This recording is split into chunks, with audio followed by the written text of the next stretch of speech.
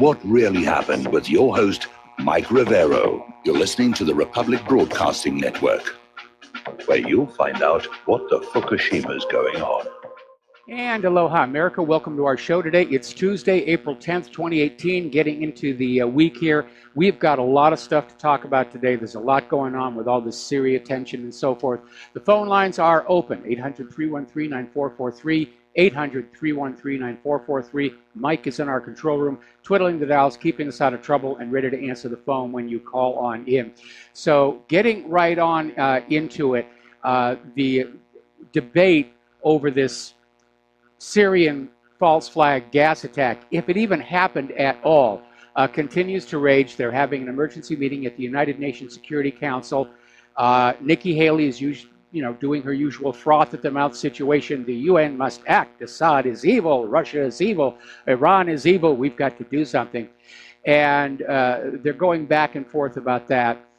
Moscow is calling this chemical attack in Duma fake news and continues to warn against a military intervention in Syria. Now, here's where it gets really interesting, because over in the Gateway Pundit, they're quoting Reuters as having quoted in turn U.S. government officials saying that in point of fact, the U.S. government has not conclusively determined whether Assad carried out this alleged chemical attack over the weekend. So people within the U.S. government are saying they don't really know. They don't even know if it really happened. But yes, let's use this as an excuse to go on it. Because after all, it makes perfect sense. Assad has all but won the war. ISIS and Al-Qaeda are all but gone. Trump was talking about leaving Syria. So what is Assad going to do? He's going to use a chemical weapon on a hospital full of children. Yeah, there's a good military advantage right there. Of course this was picked for maximum emotional impact, a hospital full of children. It's engineered to create shock and sympathy. Anybody who understands how urban warfare is fought understands there's no point in targeting a hospital full of children. They're not combatants. It's ridiculous. Assad had nothing to gain and everything to lose from this. The only people who gained were Great Britain, who get to distract the world from the Skripal meltdown. It allows Israel to distract the world from what's going on with the Passover massacre. Everybody gets what they want except Assad. It just doesn't make any sense. So Trump says that his decision on Syria is imminent, and Russia continues to warn of grave repercussions if there is a military intervention into Syria. And we're talking about direct confrontation. China has stepped on in and warned against direct military intervention in Syria. Everybody thinks this is a bad idea except for the U.S. neocon war hawks. So maybe we ought to just round all those people up, like John Bolton, give them all bright day-glow orange jumpsuits left over from the CIA torture centers, and parachute them into Damascus. They want to have a war on Syria, let them go have the war on Syria and leave the rest of us alone, because we, the American people, we are sick and tired of war. We've been at it for 19 years now. We're tired of the wartime economy. We're tired of the impoverishment. We're tired of our kids coming back in wheelchairs and cheap metal boxes. Enough is enough is enough.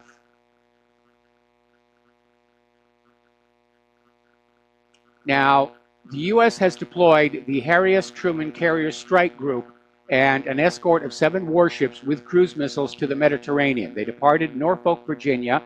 Obviously, these carrier strike groups are limited by whichever of their escorts travels the slowest. So it's estimated it will be a week and a half before they reach the Mediterranean. This may actually be a normal deployment, or it may be going on in there to basically support a major military escalation. And if they're sending a carrier strike group in there, then they're not talking about cruise missiles onto an airfield someplace. They're talking about an attack on Damascus itself. Now, there are already 2 Aegis ships, guided missile destroyers, guided missile cruisers, in the area off the coast of Syria. One of them is the Donald Cook, which was the same ship that was paralyzed by Russian ECM up in the Black Sea. but apparently they're all loaded up with Tomahawk cruise missiles and ready to go on a moment's notice. Meanwhile, observers in Syria have spotted a U.S. spy plane, a P-8A Poseidon, that is basically carrying out multi-hour reconnaissance flights near the coast of Syria, where the Russian airbase Khmeimim and the logistics base at the port of Tartus are located. And I think we should be concerned that the U.S. is spying on the Russian assets. This may be the beginning of a real war between Russia and the United States. All right, let's take some phone calls. Dustin in New Jersey, aloha. Welcome to the show. What's on your mind? Yeah, hi, Mike. Mike, it is the beginning of the war because did you hear any reports about Russia asking Iran to use their third tactical fighter wing base to refuel bombers, Mike? Well, I know they're already using some of the Iranian airfields as forward basing and refuel. Is this a new one or just a continuation of the old one? I think it's a new one, but Mike, I also heard Cyprus is bringing there's British troops headed to Cyprus or in Cyprus already, and also heard the Su-34 was spotted from a French ship carrying KH-35 anti-ship missiles, Mike. Like, oh, yeah, oh boy is right, Mike. I want everybody to look around them and look outside and enjoy everything because, there's something going on here, Mike. Well, at this point, neither side is going to back down. Trump has bet this new incursion into Syria on what everybody knows is a flat-out lie. Russia has promised a serious response to any military incursion into Syria. They're not going to back down. And Putin, rather than going with a measured response, may decide that it's time to blacken the U.S. government's eye. He may go on out and sink the Truman. Or he may sink some of those other ships, because those caliber missiles, there is nothing in the current U.S. arsenal that can defend our ships against those. And also, the KH-35 anti-ship missile, that's like one of the best missiles they got. Mike, if one of those ships fires like did you also hear the S-400 has been activated around Damascus now? You got 4 batteries, that's 16 missile pods. Oh, yeah, absolutely. Everything's been turned on. The Russian Navy's on high alert. The entire Russian military, coast to coast, is now on high alert. They're expecting that the U.S. is going to try something major. And, Mike, remember this. There was no investigation. What are they going to wait till after there's mushroom clouds popping around to do their investigation? What a crock of crap this is going on. It's obviously fake. It's BS. Of course it's fake. And that's why they're rushing to get this thing. They're trying to get the war going. They're trying to get the war going before cooler heads prevail and say, look, there is no evidence here. It's just an accusation without any foundation whatsoever. And what the U.S. government learned the last couple of times they tried this is the longer they wait between this false flag attack and the military response, the more and more condemnation is piled on them. So it's basically, j'accuse, Assad did it, let's go on in. And it's a rush job. They're going to cowboy this situation. And NATO's not helping, Mike, because Jens Stoltenberg came out and says in the 24 hours there's going to be a sharp response. But there's no investigation. No, there isn't an investigation. In fact, everybody who's there at that hospital, they're saying nobody's even heard of a chemical weapons attack. There's no sign that it happened. It's an absolutely staged a video from the white helmets is the only basis to claim a chemical attack happened at all. Russia's chemical weapons experts have been all over the area. They can't find anything. The OPCW is on its way in at the invite of Damascus, and what they're fighting about at the UN is how they're going to deal with the data. And they're going back and forth where the United States wants to send investigators to Duma and let the investigators assign the blame. And Russia is saying, well, let's send the investigators, but let them bring back their reports to the Security Council and let the Security Council decide who's to blame. And Russia just vetoed the U.S. version. Camel, Mike. Russia just vetoed the U.S. version, and the U.S. is going to veto Russia's version because the U.S. needs to somehow control the investigation so they can complete the frame-up. I hope they're not going in on Camel, Mike, because they ain't going to make it in time. And, Mike, do you realize if one of those ships fires any Tomahawk, those ships need to be sunk because, there's a lot of Tomahawks on those ships. Yes. They'll overwhelm the defenses. So those ships got to be kaplunked, Mike. I mean, I love my country, but we're on the wrong side of history here. Come on, folks. Wake the heck up, man. I mean, yeah, I don't know, man, what's going to happen by tonight. Something's going to happen tonight, I think. I agree. I mean, I agree. Trump and the Warhawks, they can't slow down because more and more voices are speaking out and saying, no, this is wrong. There is no proof this attack even happened, let alone that it was Assad. Make America great again. Wall. You can kiss all that goodbye. You can kiss everything goodbye. If this, All right, Mike, have a good show. I agree. And boy, there's a lot of military aviation over the island of Oahu right now. And I'm sure it's all training exercises, but they're definitely burning up a lot of kerosene right now. We're going to do a shout out now to our honor affiliates who are just now rejoining our network. We're going to go back to the phones to Tom in Iowa. Aloha, Tom. Welcome to the show. What's on your mind? Howdy. Oh, a little bit, Mike. It looked like to me they were showing cause why we should go into Syria by those gas attacks, and that looked like to me these waterboarding those kids. It was so phony. Yes. And it had to come right when Trump said Trump was going to leave, and get out. Well, the Warhawks took over. How convenient. But the thing is, I used to forgive Trump a little bit for not being a politician. He was more of a businessman. But, if you lay down with dogs, you get fleas, your birds of a feather flock together. John Bolton, you bring out somebody like that just wants to do nothing but war. All he is leftover, an extension of the Reagan administration. That's what the Trump administration is. Reagan, behind the scenes, gave Israel everything it wanted, Israeli Jews. And that's what Trump's doing. He's completed most of what he wanted to do. People say, oh, he can't get nothing done. No, he wanted to make the rich richer, and by golly, he's done it. And he wanted to give Israel's lifelong dreams and its very inception as a country now.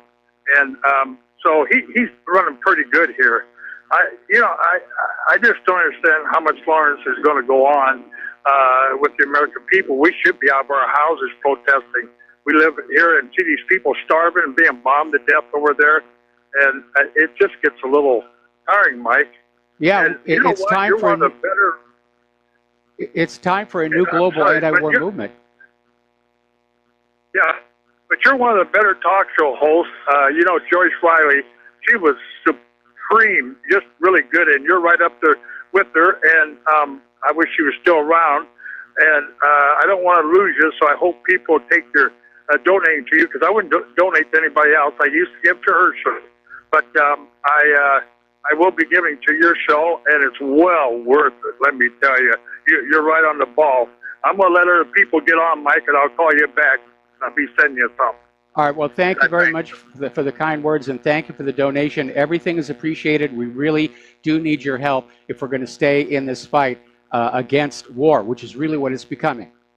This is a war against war. All right. Now, article coming out. By the way, before I go into this next article, a thought occurred to me. Remember that fire at the Trump Tower? And they're making a big deal about how Trump lobbied against sprinklers in residential units, which is not that uncommon. There are no sprinklers in this residential unit here. But I'm wondering if maybe that was the warning to Donald Trump. Go along with the war agenda, or bad things are going to happen to all your real estate holdings. The timing is just a little too cute, if you ask me. Anyway, article coming on out of Counterpunch saying the media never, ever gives peace a chance. And that's absolutely true. For the last 18, 19 years, the corporate media has always been in favor of the war. Oh, we have to go into Iraq. We have to go into Syria. We have to go into Libya. We've got to support Saudi Arabia and Yemen. We have to go into Afghanistan. There's never a counterbalance voice saying, is it really necessary for the United States of America? Is it in the best interests of the American people that we go to war? And of course, they don't want to talk about that because it's not in our best interests. We're being impoverished by all these wars. Our infrastructure is crumbling. Our nation is rotting on the vine while these wars are being fought for Israel and corporate interests. And the media is hand in glove with the war hawks. Probably another reason why their audience is in decline. All right, let's go to the phones again. Mike in Chicago, aloha. Welcome to the show. What's on your mind? Yeah, hi. I was going to say, I was watching the market today, and all of a sudden, out of nowhere, it just dropped. I mean, I look at the S&P futures, you know what I mean? And, you know, a significant drop would be maybe 10 or 15 points, you know. And it's kind of funny because you can't find out what's going on. I mean, you know, you go to any outlet, you know, Bloomberg, Reuters, Big Charts, whatever. So I go to this other source trading, and they got like a chat room. And then I think maybe 5 minutes after that, and it started to rebound already, you know, some of the people in the chat room found out it was that Russia's not going to agree about, you know, what's going on in Syria. Now, I don't know if that has to do with the gas attack that happened this weekend or something else, but, I mean, it's just, you know, the market's up today. There's no doubt about it. Oh, yeah, they're having a really good day at the market. Right. You know, but the thing is, VIX is 20. Go ahead. I was going to say 20. And when that's... Go ahead. I was going to say, I see the dip you're talking about, and looking at the volatility index, there was a major sell by somebody at that point. But again, overall, the market is having a really, really good day. Mostly that appears to be because China looks like it's backing off on this trade war threat rhetoric. We'll be talking about that a little bit later in the show. Yeah. Okay. Well, again, I thought it was something that had to do with Russia and Syria. You know what? We have no business. You know, we're all. I don't know what is going to come out of this. You know, this global dominance for resources and power. I mean, look, you just hit it so hard on the head. And the American people, you know, they're the ones that are getting the short end of this with infrastructure and education. You know, we need. What are these jobs? You know, 300 part-time jobs took the place of 300 full-time jobs. What are you talking about here? Where are these jobs? You know, what benefits, what defined benefits do these jobs have? How much are these jobs providing a living wage? On and on and on and on. And people, I guess, are just too busy with football and the Bears game and who's, you know, we got baseball season's going to start. Well, we're going down the tubes, man. We got more debt right now. We're 100% GDP, man. I mean, what do you want to do? Go to 300, 400% GDP? You know, we're going to have now. They're bringing it to 2 years earlier. They said we're going to have $1 trillion deficits by 2023. Now they're talking 2020. Yes. I mean, you know, hello. Anyway, thank you for letting me talk. God bless America, and people better wake up. That's all I got to tell you. All right. Well, Mike, thank you very much for the phone call. We're going to let you go. And getting on back to the news here, we'll be talking about the economic news here a little later in the show. Trump apparently was supposed to be going to the Summit of the Americas in Peru. He's now canceled that trip because he wants to oversee the Syria military response. I guess he's just anxious to be down there in that situation room with that little game controller in his hand, flinging missiles all over people who really have not done anything to this country whatsoever. Now, the war rhetoric is cranking up because apparently General Jack Keane, the former Vice Chief of Staff of the U.S. Army, is a four-star general, and he's out there screaming, Putin must be stopped by any means necessary. They're already mutating this away from Syria toward Russia. And he's out there saying, war is on the horizon with Russia, and we've just got to stop Putin because, you know, Russia's trying to curb ambitions to dominate and control the Middle East, and by golly, that's our job. If anybody's going to control and dominate the world, it's the United States of America.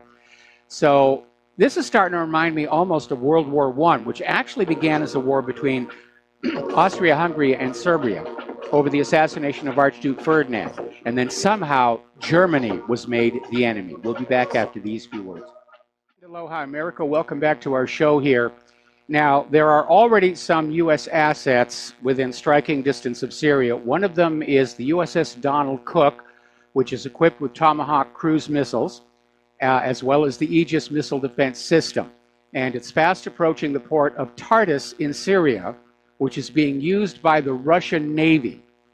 And between this and that Poseidon surveillance aircraft seeming to focus on the Russian presence, I'm very, very concerned as to what the thinking is going into Syria. That they may just go ahead and attack the Russian positions and say it's your fault for being there.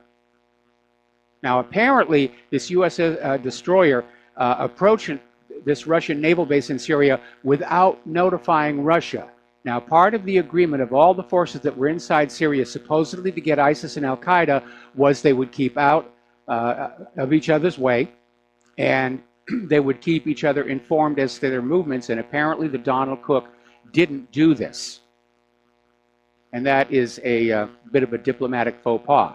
Now, it's rather ironic that the Donald Cook is there off the coast of Syria and approaching the seaport being used by Russia, because the Donald Cook is the ship that was absolutely paralyzed up in the Black Sea by Russian ECM aircraft. Remember the story where this aircraft just came on out and flew a simulated attack pattern against the Donald Cook 12 times, and every time they got close, the Donald Cook's systems would just shut down. Supposedly the entire crew was traumatized by it. So a story coming out of Fort Russ, Russia's fleet on red alert in expectation of U.S. attack against Syria.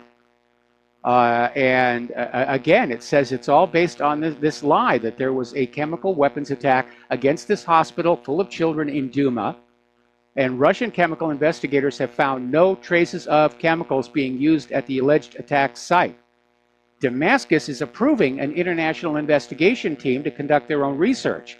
If Damascus was guilty, they certainly wouldn't let investigators in, would they? Little common sense here. But apparently, more than just Syria, according to defenseblog.com, Russia has put all of their military all across Russia on full combat alert. And that includes up along the borders with Ukraine and all the way around. Starting to mobilize mobile command posts and troops. This is getting really, really serious.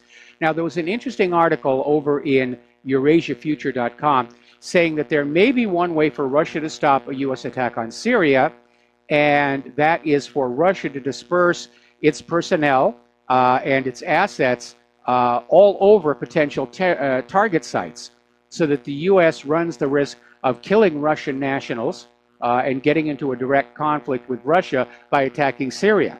It sounds like a good idea, but my read of the situation is at this point, to get their war going, the U.S. is willing to go head-to-head with Russia itself. Now, Tucker Carlson had this epic rant regarding this re-escalation, this restart of the war in Syria. And it's a wonderful video. It's linked to the front of whatreallyhappened.com. You've got to watch it. In fact, that's your homework for tonight. You've got to watch it. There'll be a pop quiz in class period tomorrow. Ron Paul is out there saying Assad had no reason to launch a chemical attack, unlike those who want more U.S. involvement. Nobody is falling for this. We all see exactly what it is. This was set up so the U.S. has an excuse to try and turn the situation around and go back into Syria. And nobody is buying it. You have to be pretty brain dead to buy this story. Or you have to be a neocon. Now, there's a war correspondent operating inside Syria, Alexander Biliboy, and he went to Duma, and he took a bunch of photos, and he said, there is no sign of a chemical attack in Duma. They went to the place of the alleged attack. They checked with the Russian military and asked the civilians. Nobody even heard about a chemical weapons attack. It just doesn't seem to have been there. It's a complete fiction. They made it up out of thin air.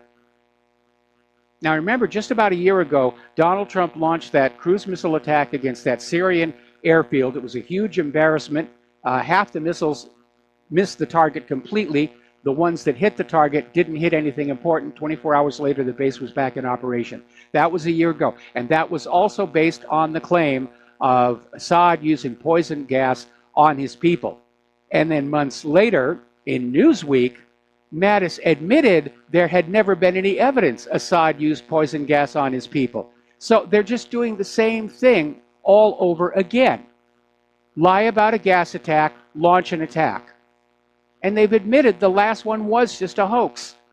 Yeah, we fooled you good. We got you there with that false flag. Aren't we something here? We're so clever and you are so dumb that you're going to fall for it again. But that's how these things get started. All wars are started with lies, fraud, and deception. And the U.S. is no different. There was no Spanish mine in Havana Harbor. There were no torpedoes in the Gulf of Tonkin. The Lusitania was smuggling weapons to Great Britain. Pearl Harbor was not a surprise. Saddam didn't have nuclear weapons, and Assad does not have sarin gas. We'll be right back after these commercials with a phone call. Aloha, America. Welcome back to our show here. We're going to go to the telephones now, and we're going to start with Joe from Eastern Tennessee. Aloha, Joe. Welcome to the show. What's on your mind today? Well, hi, Mike. This really looks like this might be it as far as World War III. I mean, I called my congressmen, my senators. I watched Tucker's little thing, and I'm hoping that Trump's playing like he did with North Korea, raising the pressure, exposing all the people inside. But Trump's war with the deep state has to go live now. I mean, they're raiding his lawyers. They're gonna if he doesn't surrender and he's for real, then he's gonna have to start having military tribunals, arrests, the whole works. I mean, they're getting ready to start World War III. Now, if he's with them, I curse him just like I curse the deep state. If he's not, then he has to go completely to the mattresses now and prevent thermonuclear war. Well, I think the fact that Trump used the phrase "animal Assad" indicates that he has gone wholly on board with the war agenda. He's been convinced that it's necessary to keep the United States from collapsing economically, or at least to give Wall Street somebody to blame when the economy does collapse. He's been compromised. Either he's been threatened, or his real estate holdings are being threatened with arson, or his family's being threatened. I don't know. But at this point, it is obvious we did not get the Donald Trump that we voted for. I'm very disappointed in him. I still think it would have been worse had Hillary won the election. Probably most of us in the independent media would already be in the FEMA camps if Hillary had won. But yeah, the deep state is in control. We've just had a lesson here. The president is not really the boss. And the bureaucracy is, and the neocons are back in charge. And yeah, they're rushing forward into what is going to turn out to be a very ugly and costly war. And Russia has got the money because their economy's been doing really well ever since Putin took control of their central bank. Our economy, we're already hopelessly in debt. There's not really going to be a lot of people who want to loan us more money to go and buy what we need to fight a war with from all outside our shores, because our domestic ability to produce war material at the rate needed to support a major war with a military peer, it's just not, it's not here. And a lot of arms trade is cross-border and everything, but if the United States, continues this path, a lot of countries that the U.S. buys war and war material from, they're going to say, no, we don't trust that you're ever going to be able to pay back your debts. Well, this is very depressing. And the other thing I wanted to thank you because I listened to Alex Jones today, and his first hour there, he's just talking about some stupid lawsuit. I mean, we have World War III about to start, and it's nice to listen to you because you've been focused on preventing these wars as long as I've listened to you, and you really, whatever happens, I just want, it's like when I call my congressman and senator, I said, I want this to be on record that I did what I could to try to stop this, and I want you to know that of all the people I know, you and maybe Phil Rustino down in Florida are two of the biggest warriors for peace that I know, and I just want you to know that you have my respect. Well, thank you. Well, thank you. Thank you very much. Well, I appreciate the words. And I forget who it was the other day was saying, this could be the last war in the history of humankind if it goes full bore. No, I know. I mean, I did a lot of work exposing 9/11 truth, and I went through a lot of hard things because of it. Yes. And I've been kind of living out in the woods here, just kind of, I'm not really giving up, but just tired, you know.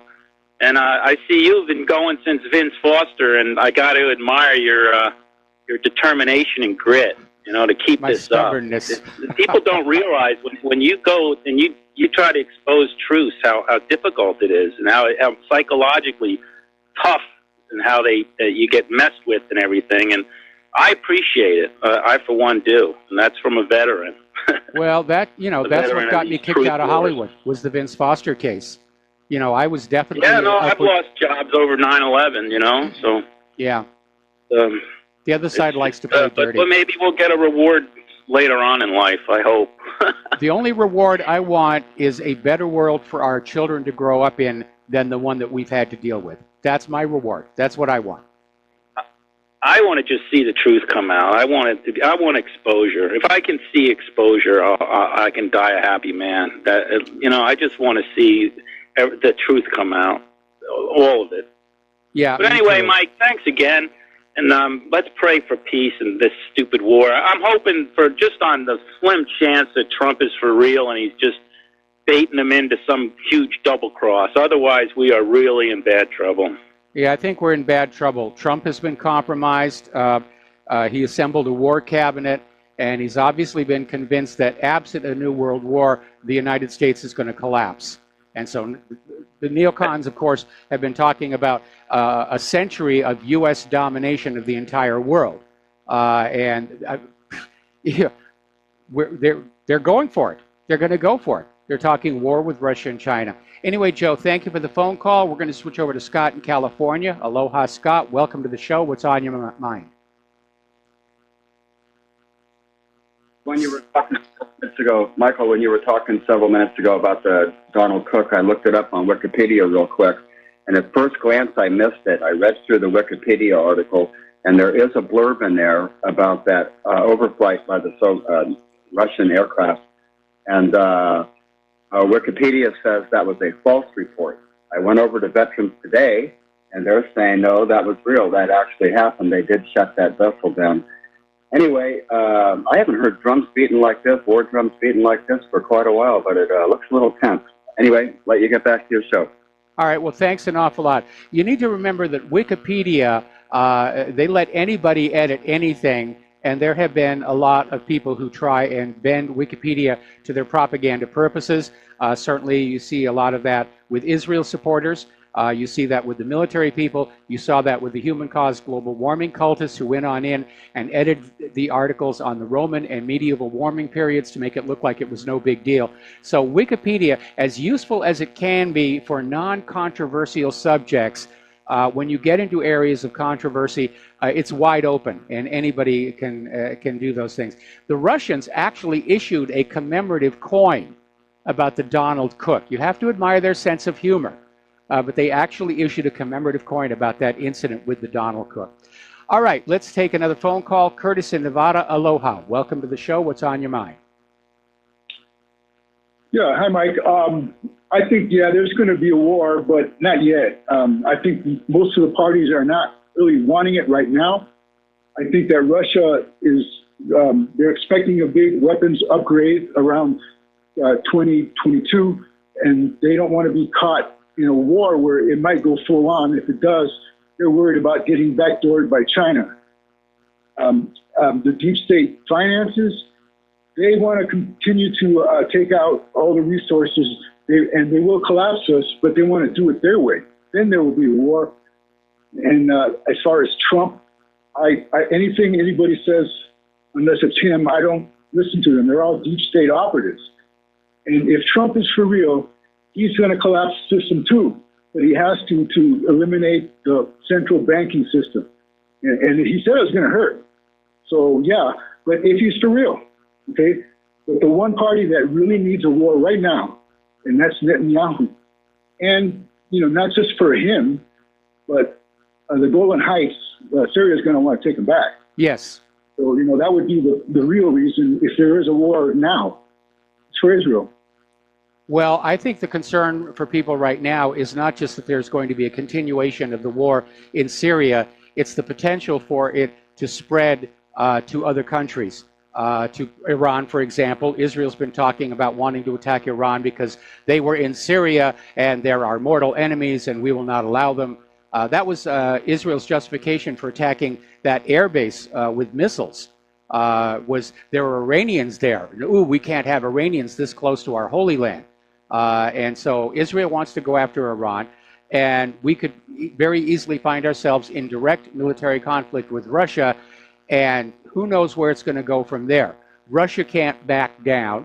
Russia doesn't want to let the U.S. have enough time to catch up to Russia's new super weapons.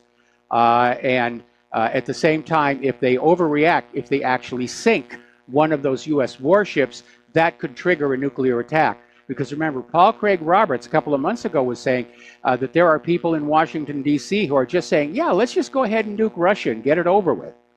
Kind of a very cavalier attitude. You know, yeah, sure, let's just kill a few 100 million people. No big deal. Yeah, those are deep state people. Just because they're Washington officials or whatever, still, if it's not from Trump, you know, it's not necessarily that's the way Trump's going to go. If Trump is for real, he may just double cross Israel and say, no, I'm not going to back you up. No, he's not going to double. He's not going to do that. He's not going to do that because look, he made that statement. He made the statement that he was going to start pulling out of Syria, and all of a sudden his generals got on his case, his cabinet got on his case. Netanyahu called him up on the phone and just read him the riot act, and the next thing you know, Trump has done a 180. Trump is not in control, and he's not for real. He's basically, he's not in control of the government. He's not in control of our foreign policy. Israel and the war hawks are. Yeah, Trump didn't get a chance to do anything after he made that last announcement because that attack, so-called attack, happened the next day. It was a quick no, response. it didn't happen the next day. Trump had already reversed himself under pressure from Netanyahu and the cabinet before that gas attack happened. The gas attack was staged, and it may not have even happened, to basically allow the U.S. military to say, we're going on back in, we refuse to lose in Syria because then we'll lose our war momentum, and they're either going to go up head-to-head against the Russians or they're going to go for a decapitation strike against Damascus itself and try and kill Assad. That's what they're going to do. Right. That's the U.S. military did that. Whether Trump ordered it or not, we don't know that because, like you said, he's not in control. What he does from here on is going to prove whether or not he's for real or he's just, you know, playing his part. He's not for real. His about face on pulling out of Syria shows us he's not for real. So anyway, thank you for the phone call. We're going to let you go. Thank you. We're going to let you go here. No, at this point, we have to face up to the reality. Donald Trump may have come into the White House with the noblest of intentions, but he has been compromised, he's been collared, he's been corralled, he's been threatened, he's been blackmailed, who knows what all else. Again, I find the timing of that fire on the Trump Tower very, very suspicious. It's just too cute. And I think somebody said, you're going to stop all this talk about getting on out of Syria, or something bad is going to happen to the Trump properties around the world. Our government acts like the mafia. Would it really be so surprising? And we need to remember that other players have been using chemical weapons in Syria. Turkey was using chemical weapons against the Kurds. But, hey, no big deal. We're not going to send cruise missiles into Ankara, because after all, they're just the Kurds. And there's no real point to it all. WikiLeaks is now offering a $100,000 reward for any documentation proving that this gas attack actually happened in Syria, and if so, who was ultimately responsible for it. And apparently they're posting out on their Twitter account a link to where you can anonymously submit documents and get an anonymous ID number.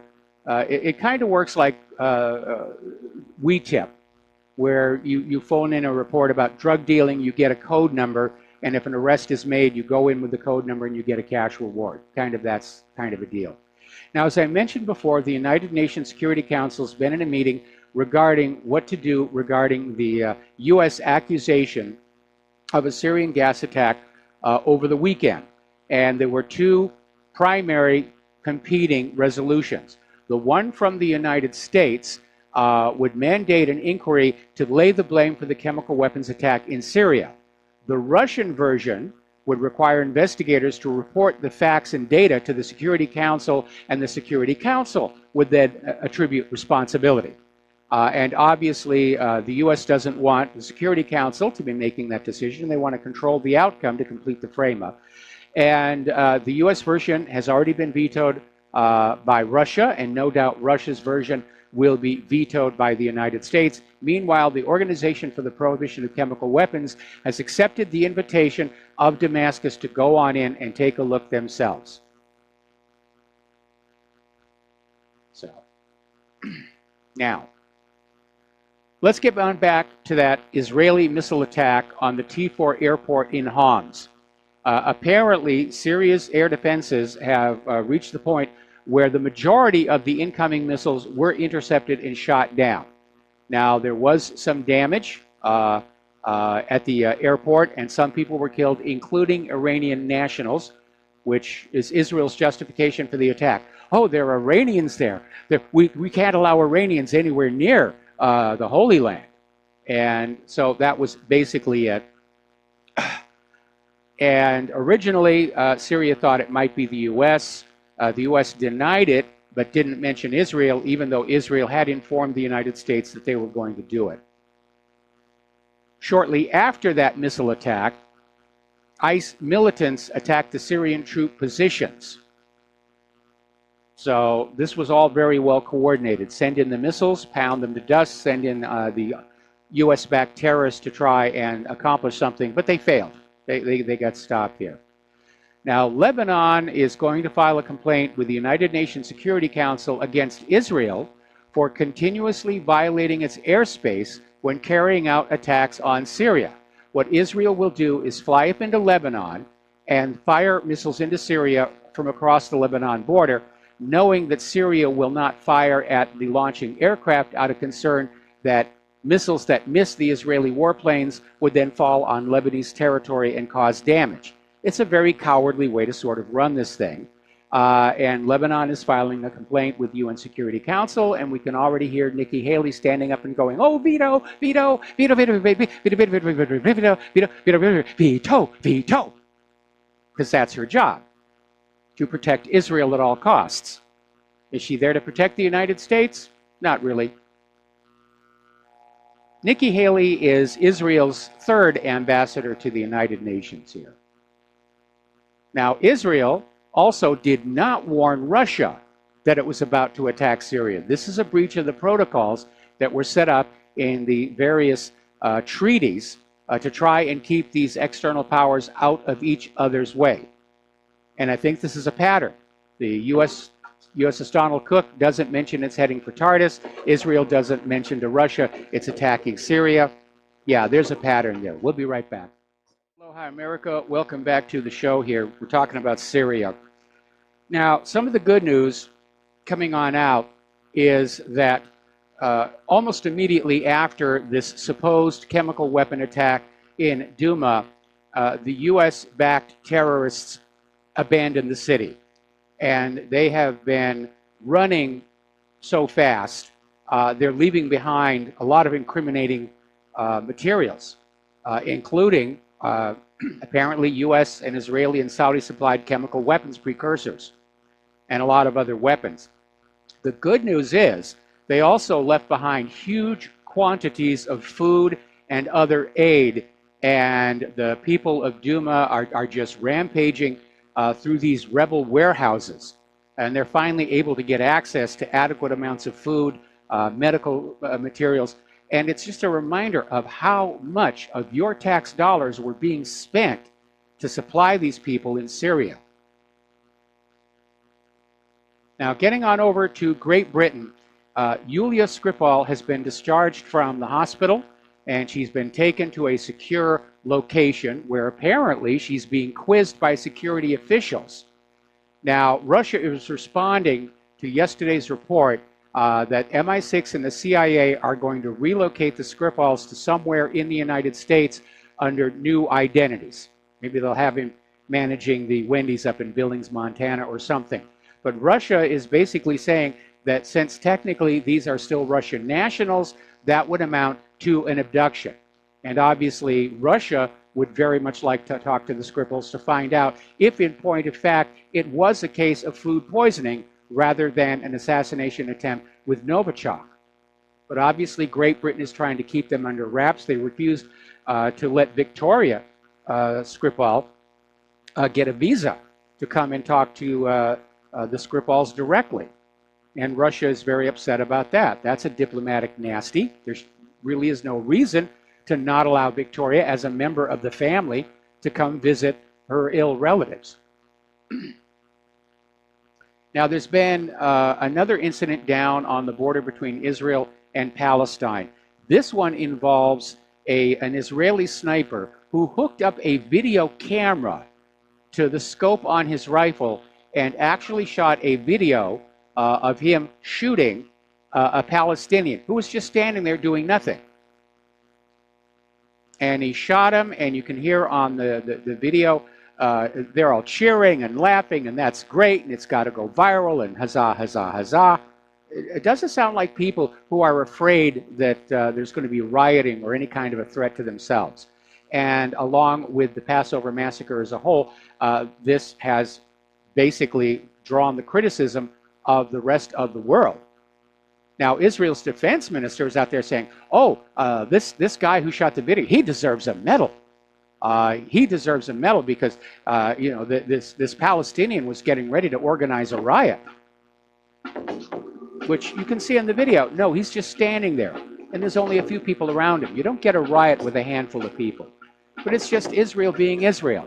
Just lie, keep lying, and if somebody says, I think you're lying, oh, you're an anti-Semite, you're a Jew hater, you want Hitler to come back. We'll be right back after station identification. Aloha, America. Welcome back to our show, hour number 2. The phone lines are open, 800-313-9443. Now, getting on back down to Israel, as you know, this Palestinian teenage girl, Ahed Tamimi, is still in custody for slapping an IDF soldier who had just shot a member of her family. Seems a reasonable reaction to me, but Israel's attitude is, oh, no, we're allowed to shoot your family, and don't you dare raise your hand to us. Well, apparently, video is starting to be leaked on out of the interrogation of Ahed Tamimi by the Israelis.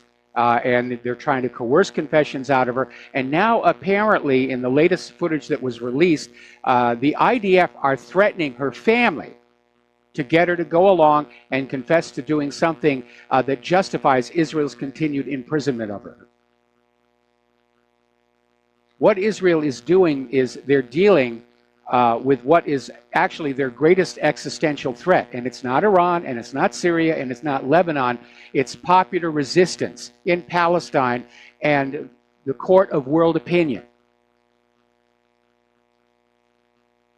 And as you know, along with a lot of other people, Israel, down on the Passover massacre, is intentionally targeting Palestinian journalists.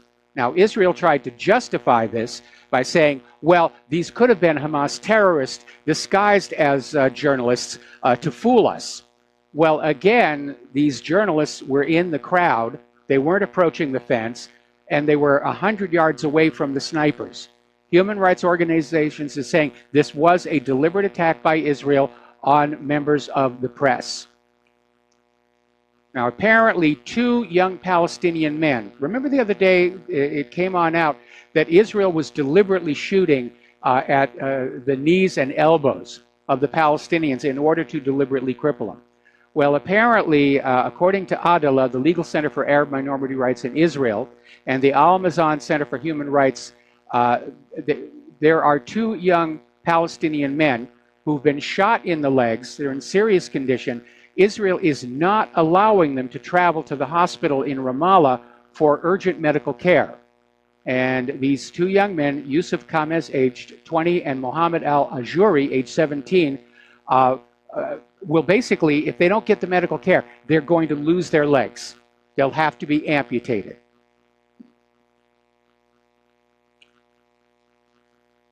Now, up near Ramallah, apparently Israel is just starting to act like Israel all over the place here. Apparently near Ramallah, Israeli soldiers fired several tear gas bombs at a school for girls in the Al-Mughayr village northeast of the central West Bank city of Ramallah, causing many school children to suffer the effects of tear gas inhalation.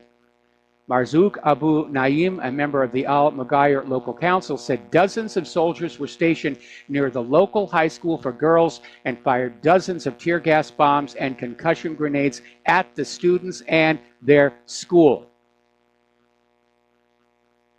Okay, why would you do something like that? Why are you firing concussion grenades and tear gas into a girls' school? It's not like they represent any kind of a real threat. They were in class. They were doing their studies. And by the way, you probably won't see that on the corporate media either. Apparently over in Jericho, the Israelis have been caught using a Palestinian man as a human shield. This is something the Israelis like to do. Apparently they grabbed this guy, Abd al-Rahim Geith, and he was just on his way home from work. He wasn't even part of this clash. And the Israelis grabbed him, and they basically tied him, and they put him in front of their position. They hid behind his car, and were basically firing stun grenades, tear gas, and rubber-coated metal bullets at the protesters. The protesters were throwing rocks back. They hit this guy, who was the human shield, and they severely damaged his car. And when it was all over, the Israelis just let him go and said, take your car and get out of here. Now, Israel is still dealing with the fallout from its attempt to deport the African migrants. And it's gone back and forth and back and forth. Now, a lot of these migrants are Ethiopian Jews who, under Israeli law, because they are Jewish, have a right to emigrate to Israel and become citizens. But they've always been discriminated against by the Israelis, by the Ashkenazi, who are descended from the Khazars. And they're lily white. They don't even look Middle Eastern if you think about it. So Netanyahu is trying to deal with that. And it's kind of ironic because Israel is at the forefront of saying that all countries ought to have open borders and just let anybody in, except, of course, for Israel. And so Netanyahu's trying to find out a way to get these African migrants deported, not back to Africa, but to Europe. And a lot of people are wondering what's going on with there. But apparently, last month, when they were still going back and forth over this potential United Nations deal, Israel paid a still unnamed African country to take in the migrants. And we don't know which country that was, but I think we can all guess where Israel got the money with which to pay this bribe. We're going to do a shout out now to our on-air affiliates who are just now rejoining our network. Over in the South China Sea, China is starting to install radar jammers on the Spratly Islands because China is understanding, like Russia, they're dealing with an aggressive, assertive, militaristic United States, and it's only a matter of time before there's going to be a conflict. At this point, it seems unavoidable. The U.S. wants war. The U.S. will get a war no matter what they have to do to start it, including phony Syrian gas attacks, and who knows what they're going to do to try and get a conflict going with China.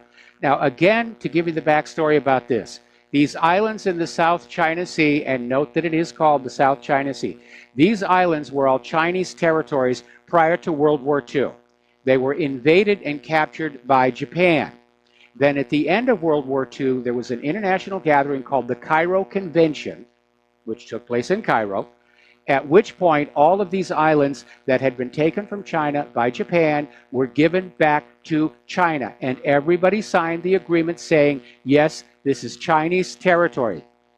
And that included the United States of America.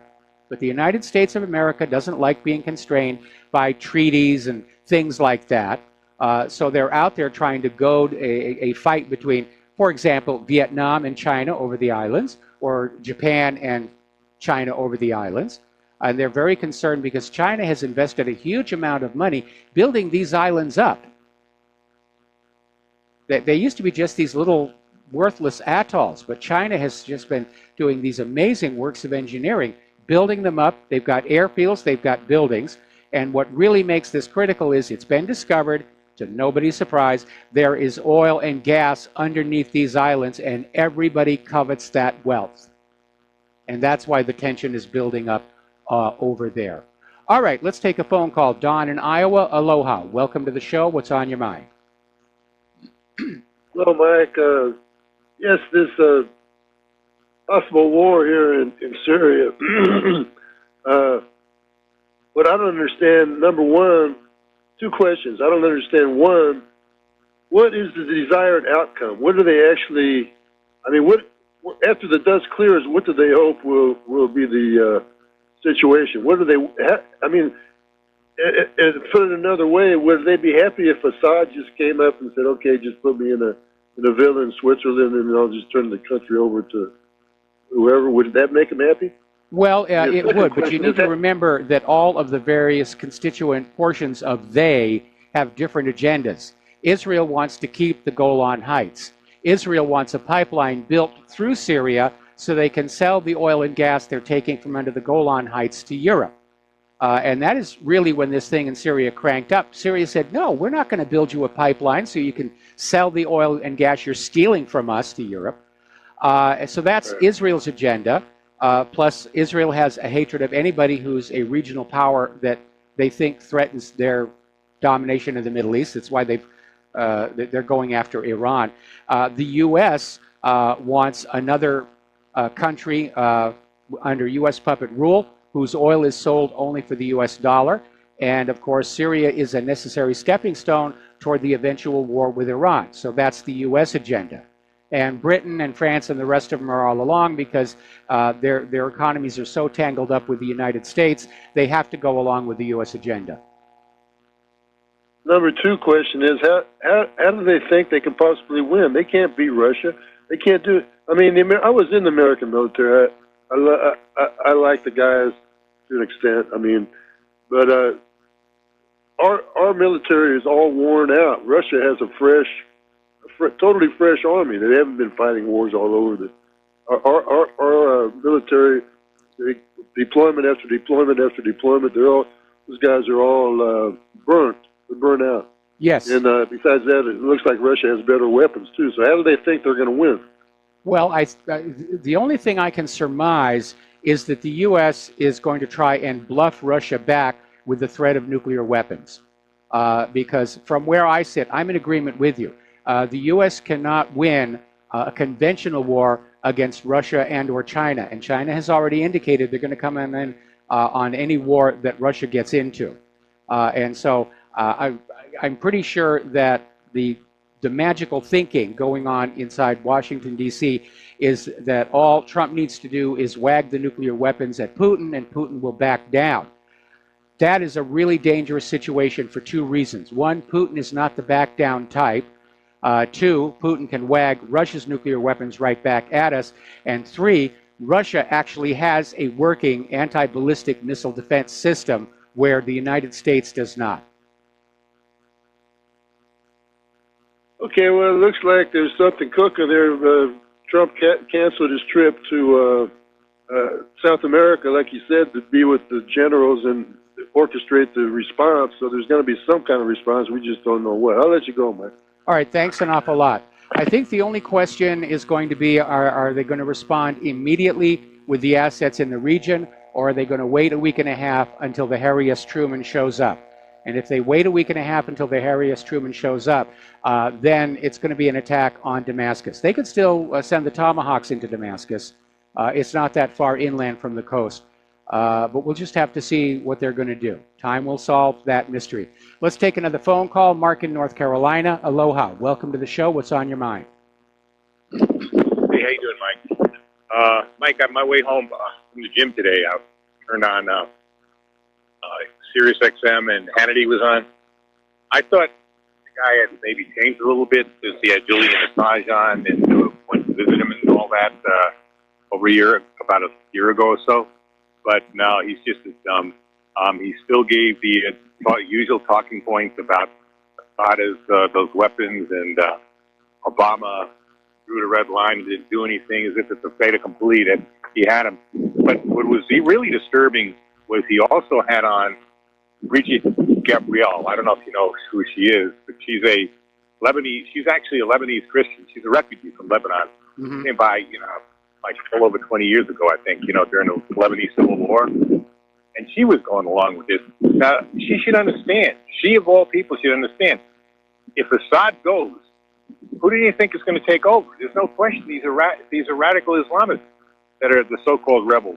What do you think is going to happen to the Christians in both Syria and in Lebanon? Because Lebanon is very convenient. They're looking to take down Lebanon too. And and Wesley Clark even, I believe, mentioned Lebanon in his list of countries. So, I mean, the U.S. has already put together replacement governments. That's what they do every time they do a regime change. They're not going to leave it to chance. They've already arranged who's going to be the new ruler. Long before they went on in to Kiev to overthrow Yanukovych, they had already built a new government in waiting around Poroshenko. And I'm sure they have somebody that's already polished up and ready to go to be the new ruler of Syria and of Lebanon. Yeah, but that's not going to be very nice. So whoever that is not going to be very nice to her, to her people. Well, actually, the Christians of Lebanon and Syria, I'm saying, it's terrible what they're doing. And, I said yesterday, I talked to you yesterday, I said, these talk shows, these mainstream talk shows, they're as bad as the mainstream media. They'll give you only so much. I don't know whether it's because they're corporate run or what, but they won't go any further. The only one who will go a little bit further than the rest of them, though, is Tucker Carlson. I did watch him last night. He's the only one I'll turn on every once in a while on Fox News, on mainstream media. And he actually was saying, he pretty much said, there's no way Assad did this. Yes. So, he is definitely, he takes on these neocons, including before Bolton was appointed, he had Bolton on his show. And he took on Bolton. Bolton got pissed at him, as a matter of fact. So I give Carlson credit. I wonder how long he's going to be on Fox News, though, before I call it the fake news network now, before the fake news network kicks him off, because I think he goes against the neocon rulers of that station, the warmongers. He's not exactly what they want, but he's so popular now, they don't dare get rid of him at this point. Well, I don't think we should assume his popularity will protect him. Look how popular John F. Kennedy was when he was assassinated. Well, I don't think they're going to assassinate him. I just think they're going to fire him. I don't.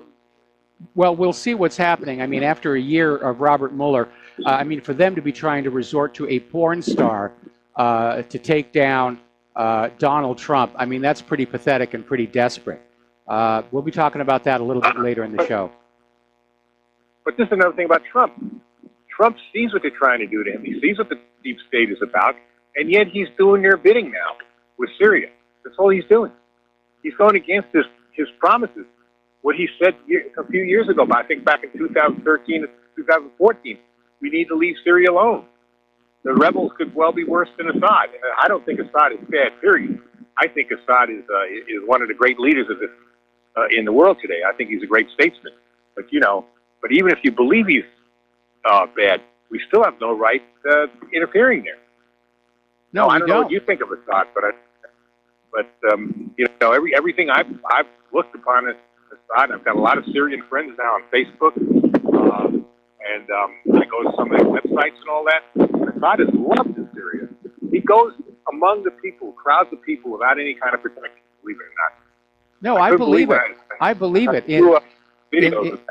In the run-up to the Second Iraq War, and we were being told that Saddam Hussein was this evil person, and he was torturing the people of Iraq, and he liked to kill meat animals with his bare hands, and for his dinner, just all kinds of stuff like that. And then I saw this one video of Saddam Hussein coming out of a building where he'd had a meeting, and there's no protection around him. He's not wearing a bulletproof vest, and he's surrounded by the people of Iraq who are cheering them.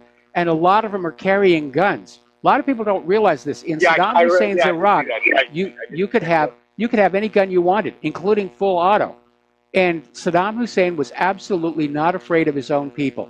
And I keep thinking back to when Claire and I got our marriage license in Los Angeles, and we went down to downtown LA, and there was Bill and Hillary Clinton were showing up with the governor of California, and it was just clouds of Lexan sheets everywhere and the Secret Service everywhere, and we got patted down going in and out of the Hall of Records. And I remember looking at all of that and just thinking, this is a government that is absolutely afraid of its own people. Absolutely. Absolutely. No doubt about it. No question about it. I mean, I used to be a court officer back in New York, and, you know, those judges, even though most of them didn't deserve it, but they wanted that protection. Yep. You know, no matter what. And you know, they they wouldn't operate their courts without it. You know, so I mean, it's I don't know how it is in Syria as far as that goes, but it is true. These people, these elitists, they want their protection. They don't want armed protection too. But us peons, they don't want us to have guns. They don't want us to have anything, and they want to be protected from us peons. That's the way it is. Mike. Yeah, it is. You know, it is. I mean, look at all the surveillance and spying on us all. The government is afraid of the American people. They're afraid that we're waking up. They're afraid that we cannot be lied to any longer. Mark, I need to let you go. We need to take a break for commercial, and we'll be right back. Aloha, America. Welcome back to the show here. And story just came on in from almasdarnews.com. And it's a follow-up on the story of that Navy P-8A Poseidon surveillance aircraft. Apparently, well, as you know, because it's flying in civilian airspace and it's technically not at war, it has to keep its radar transponders on so that air traffic controllers can make sure it doesn't run into another aircraft, which would be just a big drag on everybody.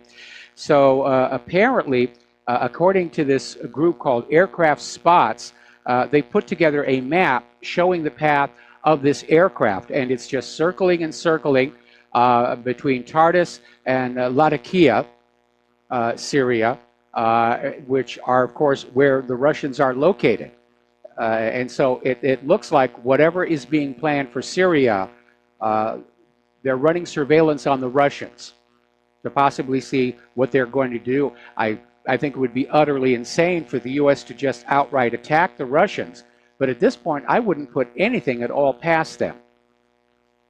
They're just desperate to get this world war going because the economy is not going to hold together much longer, and they need a war to blame it on or distract from it, because that worked the last 2 times.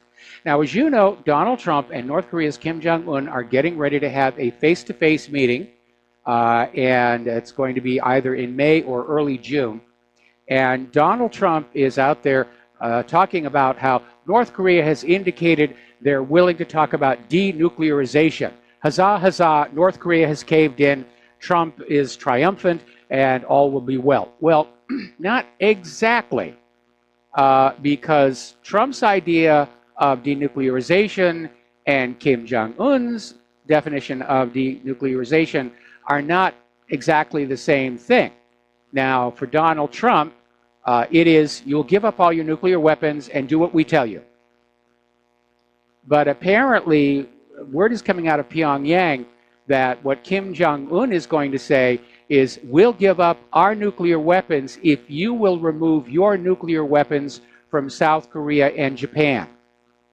And that's what Kim Jong-un means by denuclearization. I like the North Korean version better. But of course, Trump will never go for that. Because as you can see from all of these cases over the last several years, the U.S. goal is for the U.S. To have nuclear weapons and a mighty military, and for everybody else to be disarmed so that they will do what they're told to do. Same reason they're trying to disarm the American people, so that you'll do what they tell you to do.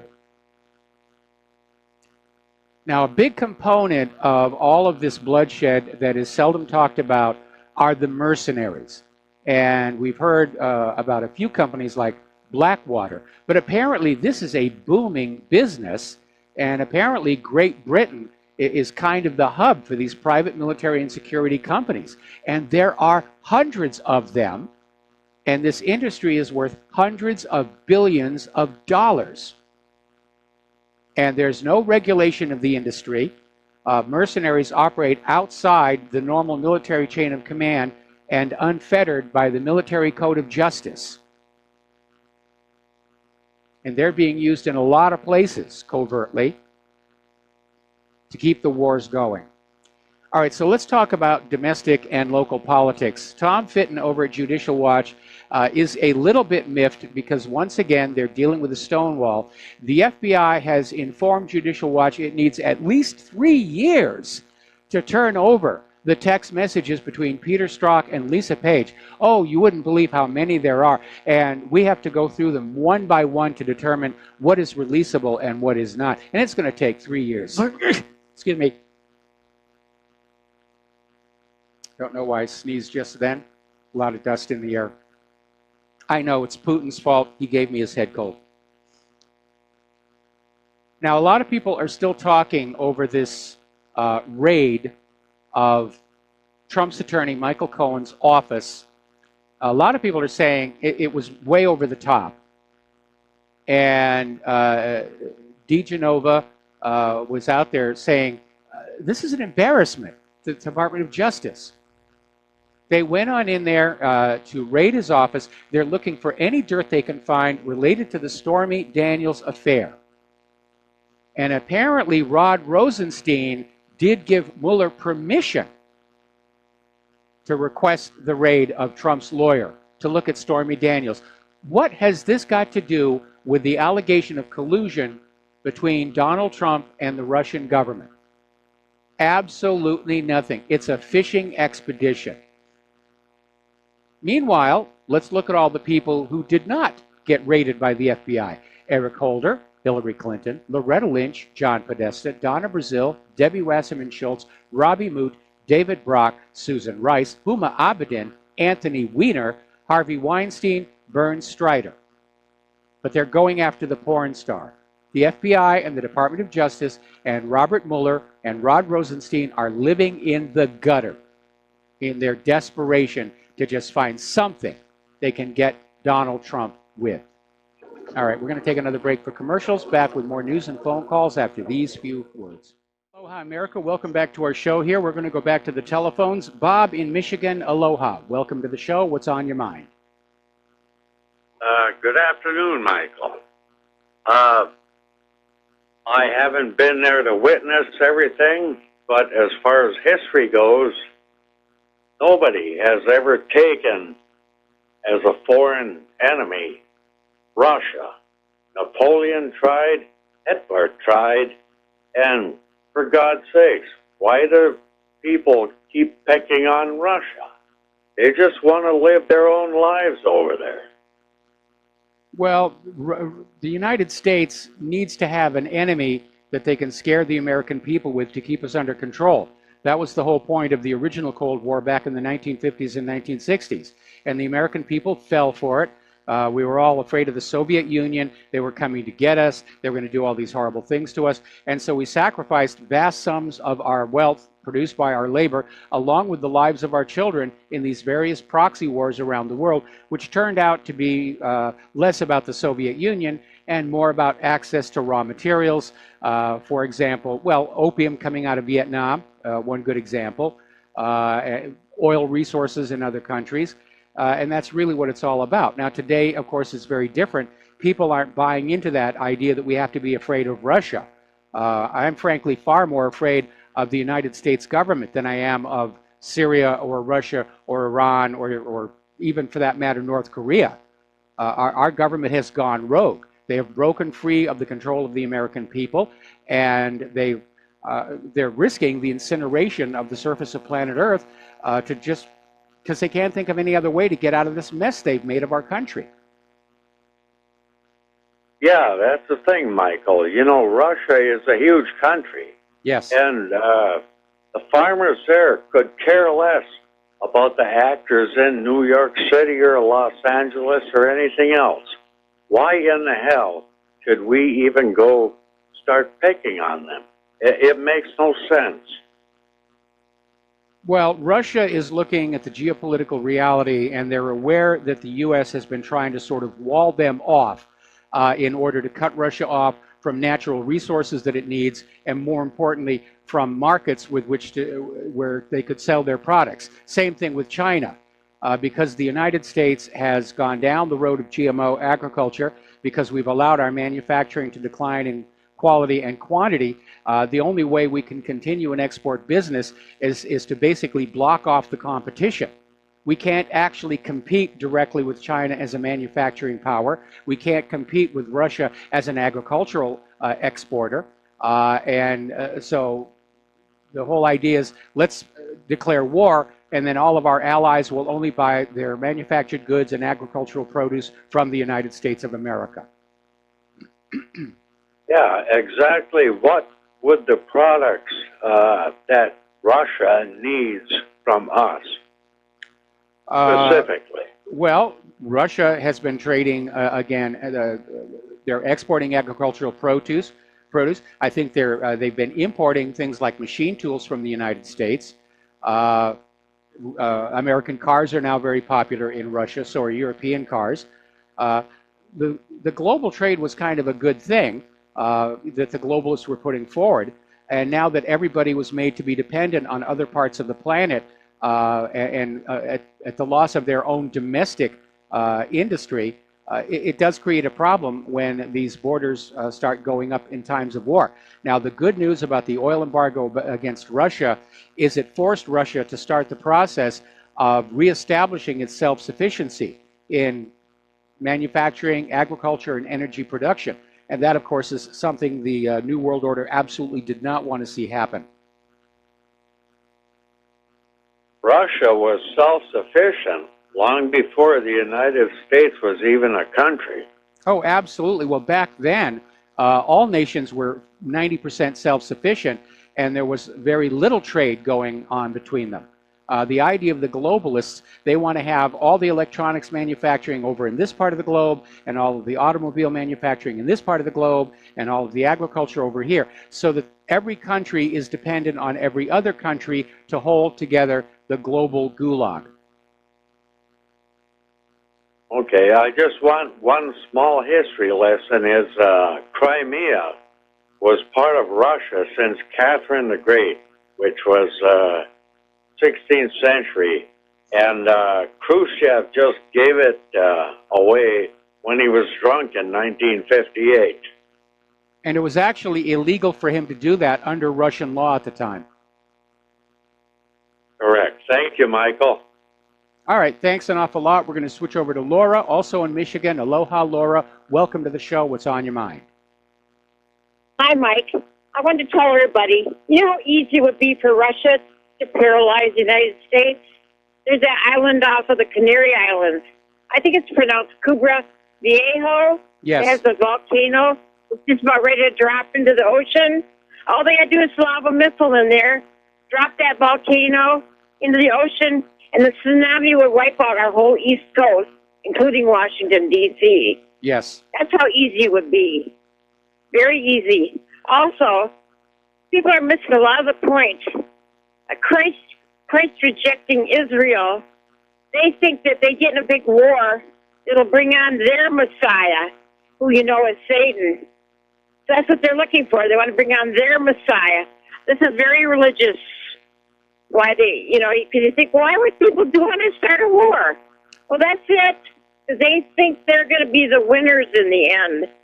Yes. And they're not. And they're playing the Christian Zionists for suckers, because the Christian Zionists and the Dominionists are all out there saying if they help start World War III and burn up the entire planet, Jesus is going to come down and invite them all up to the big house when it's all over. Exactly. Yeah, it's rather ridiculous. I definitely agree with you. I saw John Hagee getting interviewed. He started Christians United for Israel 12 years ago. He has 4 million members. So there's at least 4 million Christian Zionists. Those are our enemy just as much as anybody else. Well, they're actually in decline now. A lot of the Christian Zionists have begun to realize how they were being used and exploited, and so they've started drifting away. The numbers are lower now than they were not too long ago. A little bit of good news there. I hope you're right. Yeah. Okay. Yeah, that's right. Thank you. All right. Thanks an awful lot. We're going to let you go. getting on back to the news here. Now, finishing up on this whole Stormy Daniels affair, Matt Drudge is out there saying that Mueller is going after Stormy Daniels. He's going to use her to impeach Donald Trump the way Monica Lewinsky was used to impeach Bill Clinton. Well, there is a difference, okay? Bill Clinton was in office at the White House at the time that he and Monica did what they did. Whatever happened between Donald Trump and Stormy Daniels happened when he was a private citizen. And he's not been asked to testify about it under oath. And that was what Bill Clinton was actually impeached for, was not the sex with Monica Lewinsky, but lying under oath about it to Congress. So, but again, going after Stormy Daniels, it just shows how desperate the anti-Trumpers are. It's been over a year, millions of dollars, they can't find anything. And they're just fishing all over. Now, Robert Mueller is investigating a $150,000 donation made by a Ukrainian businessman to President Donald Trump's charity in 2015. They're going back about 3 years. Now, again, it would be illegal for this Ukrainian businessman to make a donation to President Donald Trump's campaign, but the charities are wide open. That's what Hillary Clinton did with the Clinton Foundation. And this same Ukrainian businessman donated $13 million to the Clinton Foundation. But of course, Robert Mueller's not interested in that. You know, I'm sure that Hillary and this Ukrainian, you know, just got along really good. There's nothing nefarious there, but by golly, we got to go after Donald Trump. The hypocrisy and double standard is stunning. And I can't imagine that Americans are being fooled by this anymore. Anyways, you know, Loretta Lynch had her moment in the spotlight over the weekend, came on out and admitted she was the one who told James Comey to start calling the Hillary Clinton email scandal a matter rather than an investigation or criminal inquiry or even scandal. It's just a matter. It's the email matter thingamabob thing. But apparently, based on some of what she said, she may have actually opened herself up to further legal inquiry. And there's a story out of the Gateway Pundit where this ex-Secret Service agent is out there saying Loretta Lynch could face serious legal problems over the Clinton email probe and how it was conducted and why Hillary was let go. Well, as you all know, I have my pet theory. Why everybody in Washington, D.C. is protecting Hillary Clinton, even the people who can't stand her guts. And it goes back to 1996 and a scandal called Chinagate, which is where Bill Clinton was running for re-election, and he used his authority as president to authorize the sale of highly sensitive technology to China, technology with military applications, and he did it over the strenuous objection of the intelligence agencies and the Defense Department. And while Bill Clinton was doing this, Chinese money was flowing into his re-election campaign. It came through Chinese American citizens like Charlie Tree to make it quasi-legal. But when Congress investigated, it was confirmed. The money originated with China, Chinese industrialists, Chinese billionaires, even Chinese intelligence. And it was a huge stink, and it should have resulted in an impeachment, but right in the middle of the investigation, the White House email server broke down, the disks were destroyed, and golly, we'd forgot to make backup tapes for the last year. I'm serious, that's what happened. So based on that one, I think the story behind Hillary Clinton's email server is that she was selling U.S. secrets to foreign interests using her weak security email server to deliver the product and her charitable foundation to collect and launder the money. And remember, 40% of the money in the Clinton Foundation came from foreign sources. And when Guccifer was being interviewed about how he broke into Hillary Clinton's email server and how remarkably easy it was to do, he said there were at least 10 foreign IPs logged in at the same time going through the files. Now just imagine, if I'm correct, and Hillary Clinton was running an espionage operation out of the State Department, a serving Secretary of State, a scandal like that would shatter the U.S. federal government because they're already fragile. And we have to wonder what, if any, connection is there with the Aiea brothers. Because it's come on out now that while you have to go through a background check to buy a box of bullets, these Pakistanis were put in charge of the congressional computer system, and all security checks and background checks were waived by Debbie Wasserman Schultz and 44 Democrats. And it's been found out since that the Aiea were breaking into congressional computers and stealing information. Was it two separate parallel espionage operations, or one giant one that centered on Debbie Wasserman Schultz and her close association with Hillary Clinton? Now, over in California, there's a former aide to Tony Mendoza has filed lawsuit against him alleging retaliation for blowing the whistle about Mendoza's alleged sexual harassment of a young female staff member. Now, Mendoza resigned in February under threat that the Senate would expel him after an investigation concluded he made 6 female aides uncomfortable with a pattern of unwanted flirtations or sexually suggestive behavior. Now, he's denied any wrongdoing, and he's running in the June election to try and get his seat back. Okay, here is why you should be careful what you say on social media. And you have to ask, what is it with liberals and their threats of violence against Republicans? Isn't it amazing? The liberals are all out there saying that us law-abiding gun owners, we're the violent people. And yet the liberals were rioting when Hillary lost.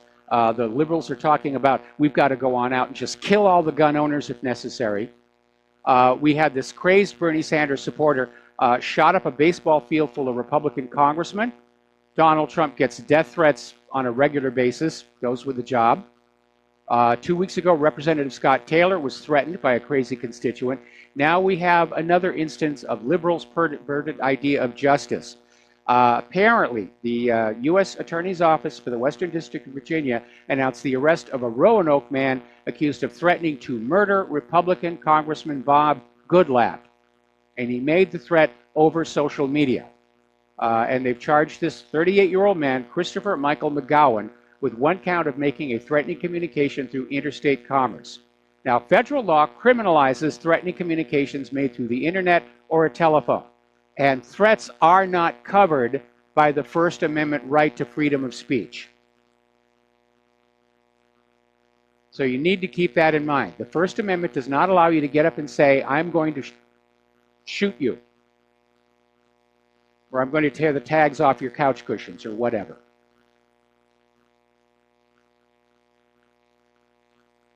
We could actually see a civil war between liberals and conservatives in this country. The liberals seem to be getting more and more violent, but they're living in a dream world because, for the most part, the conservatives have the guns. Or maybe that's why they want to ban all the guns. They want to level the playing field so they can kill all the conservatives and turn the United States into a liberal paradise like California or Chicago or Baltimore. Let's talk about the economic news here for a little bit. As you know, the United States has imposed a new raft of harsh sanctions on Russia. It resulted in a hit on Moscow's stock market. And the Kremlin basically lashed out at Washington, D.C. with an accusation that the U.S. is in violation of everything. Nothing the U.S. is doing is legal under international law. It's just another attempt to try and goad Russia and provoke Russia into doing something. Now, possibly as a response to this, Russia is now considering dropping the dollar and the euro for all oil trades with Iran and Turkey. And this is coming out from Russian Energy Minister Alexander Novak. And said the Kremlin is mulling making payments for all oil in the national currencies of the oil providers, circumventing the U.S. dollar. The world is moving away from the U.S. dollar. It's not seen as trustworthy or reliable. There's no commodity base to back it up.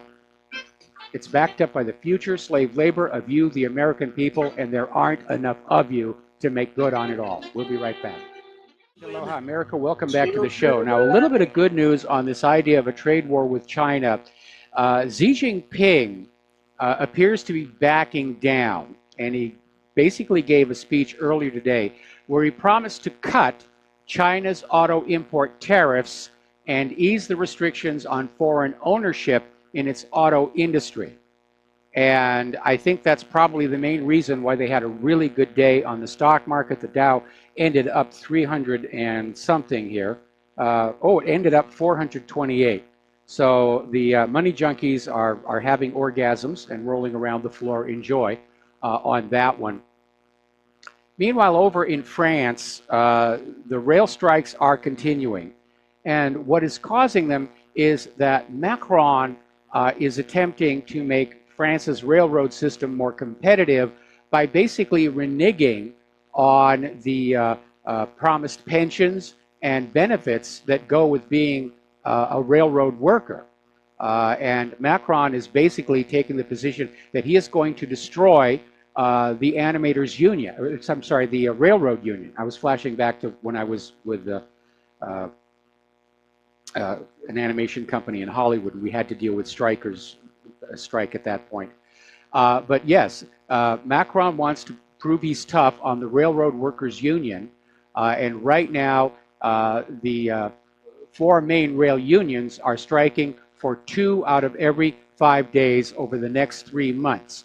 So it's still possible to get passengers and cargo where it's going, but it's slowing. It's having an impact on the economy, bordering on simply crippling the French nation.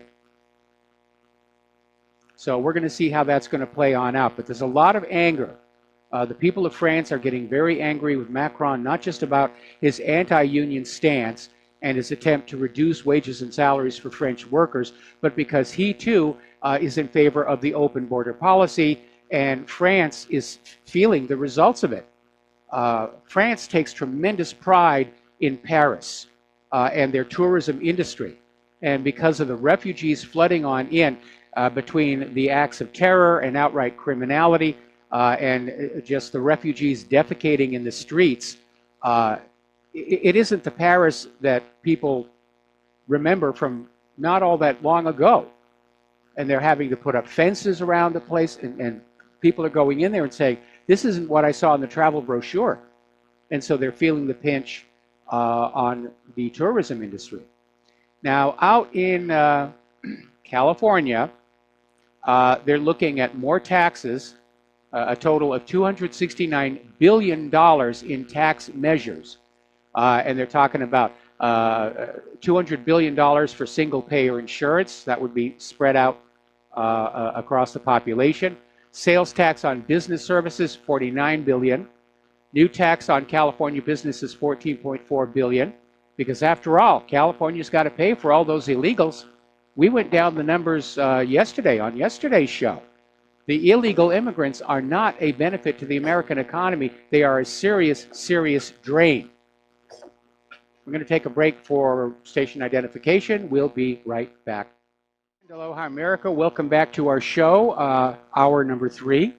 And apparently over in Indianapolis, there has been a stabbing. And the man accused of stabbing 2 others Saturday, well, actually this happened back on March 31st, is in the country illegally. And apparently this suspect, Christian Ortez, he's 35 years old, he came into the country illegally from El Salvador in September of 2016 near Hidalgo, Texas.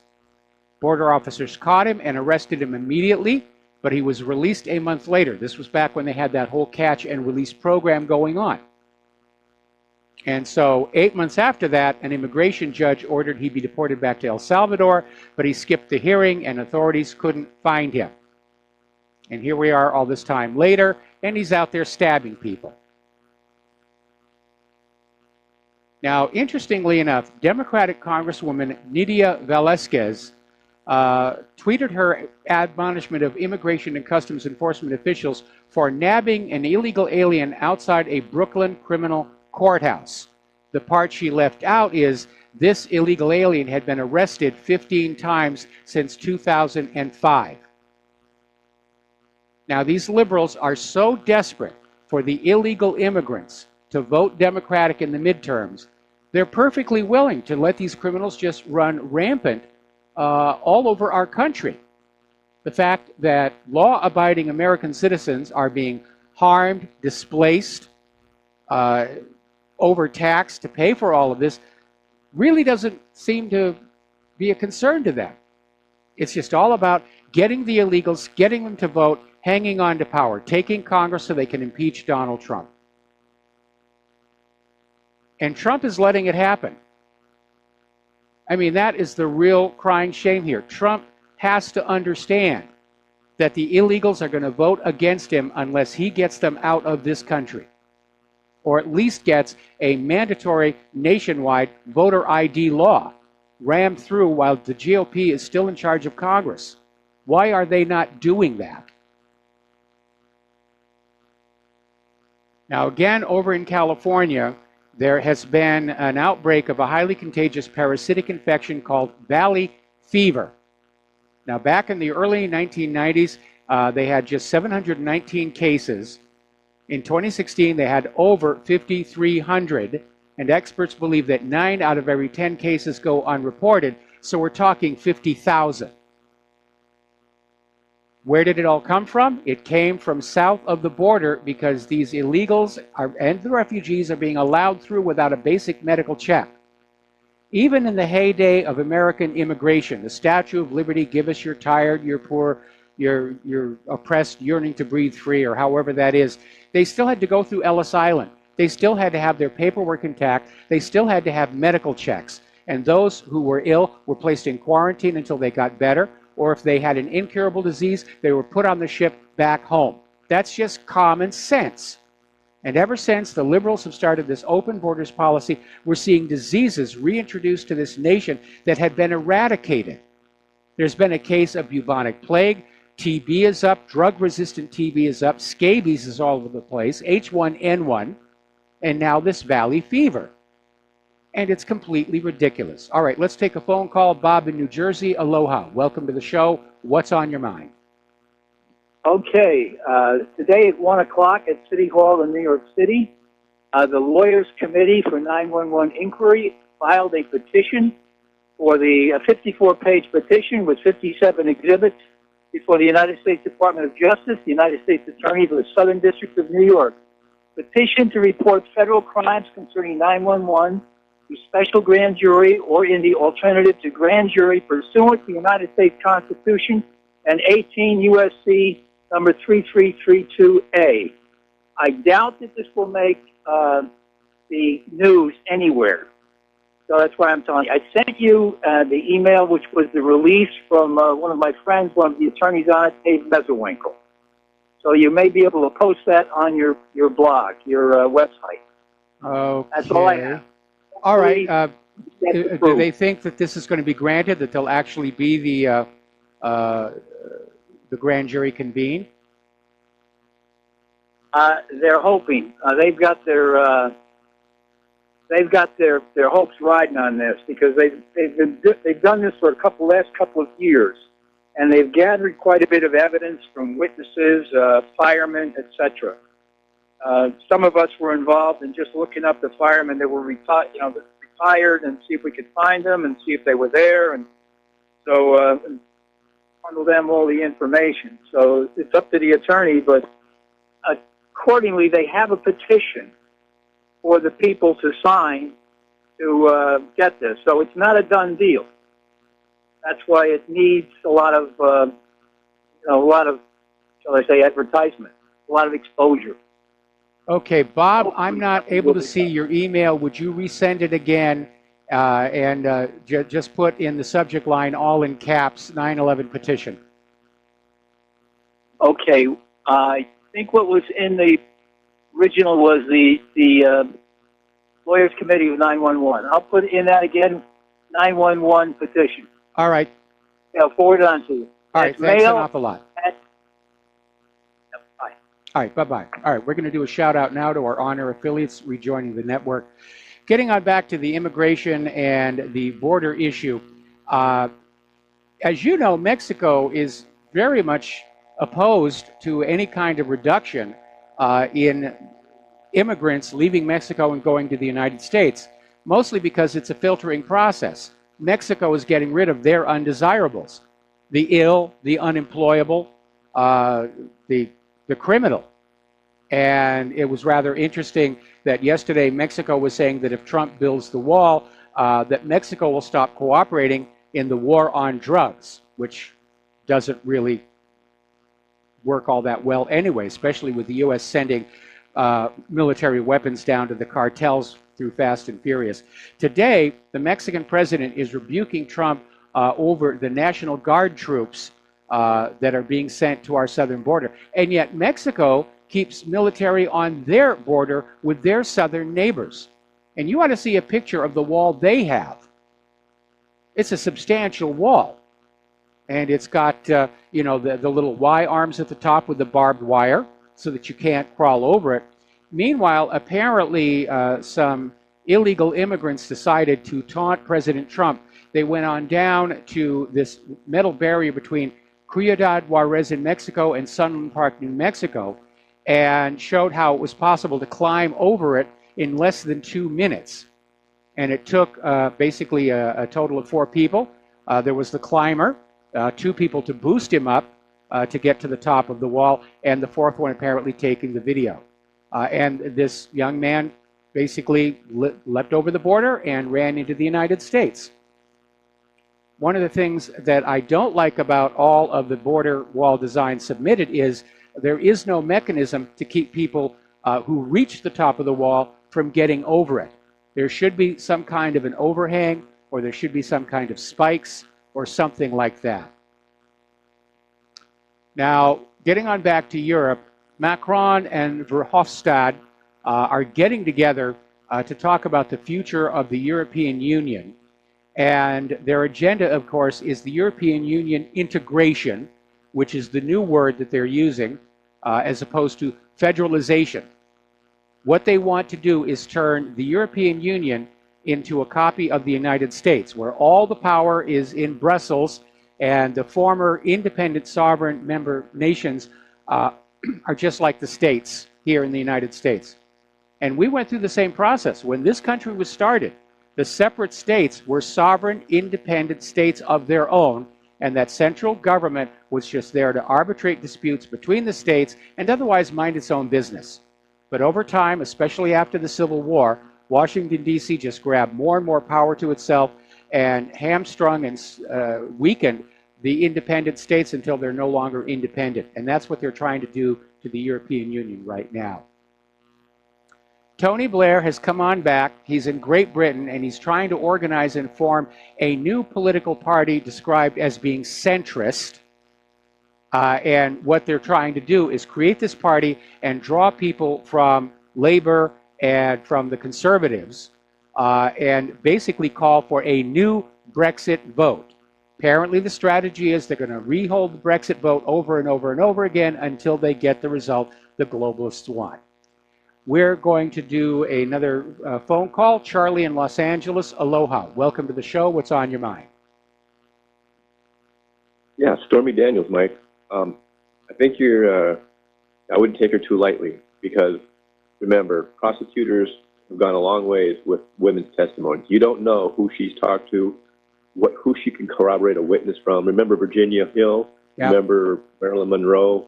These people can be the downfall of the people. You know, there's 2 rules the mafia lives by. Number 1, that the gangster on the top knows the gangster on the bottom is his enemy, and if we're going to go to prison, it's going to be over a woman.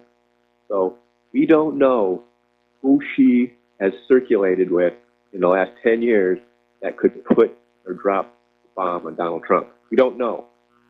I wouldn't take her lightly. I don't care.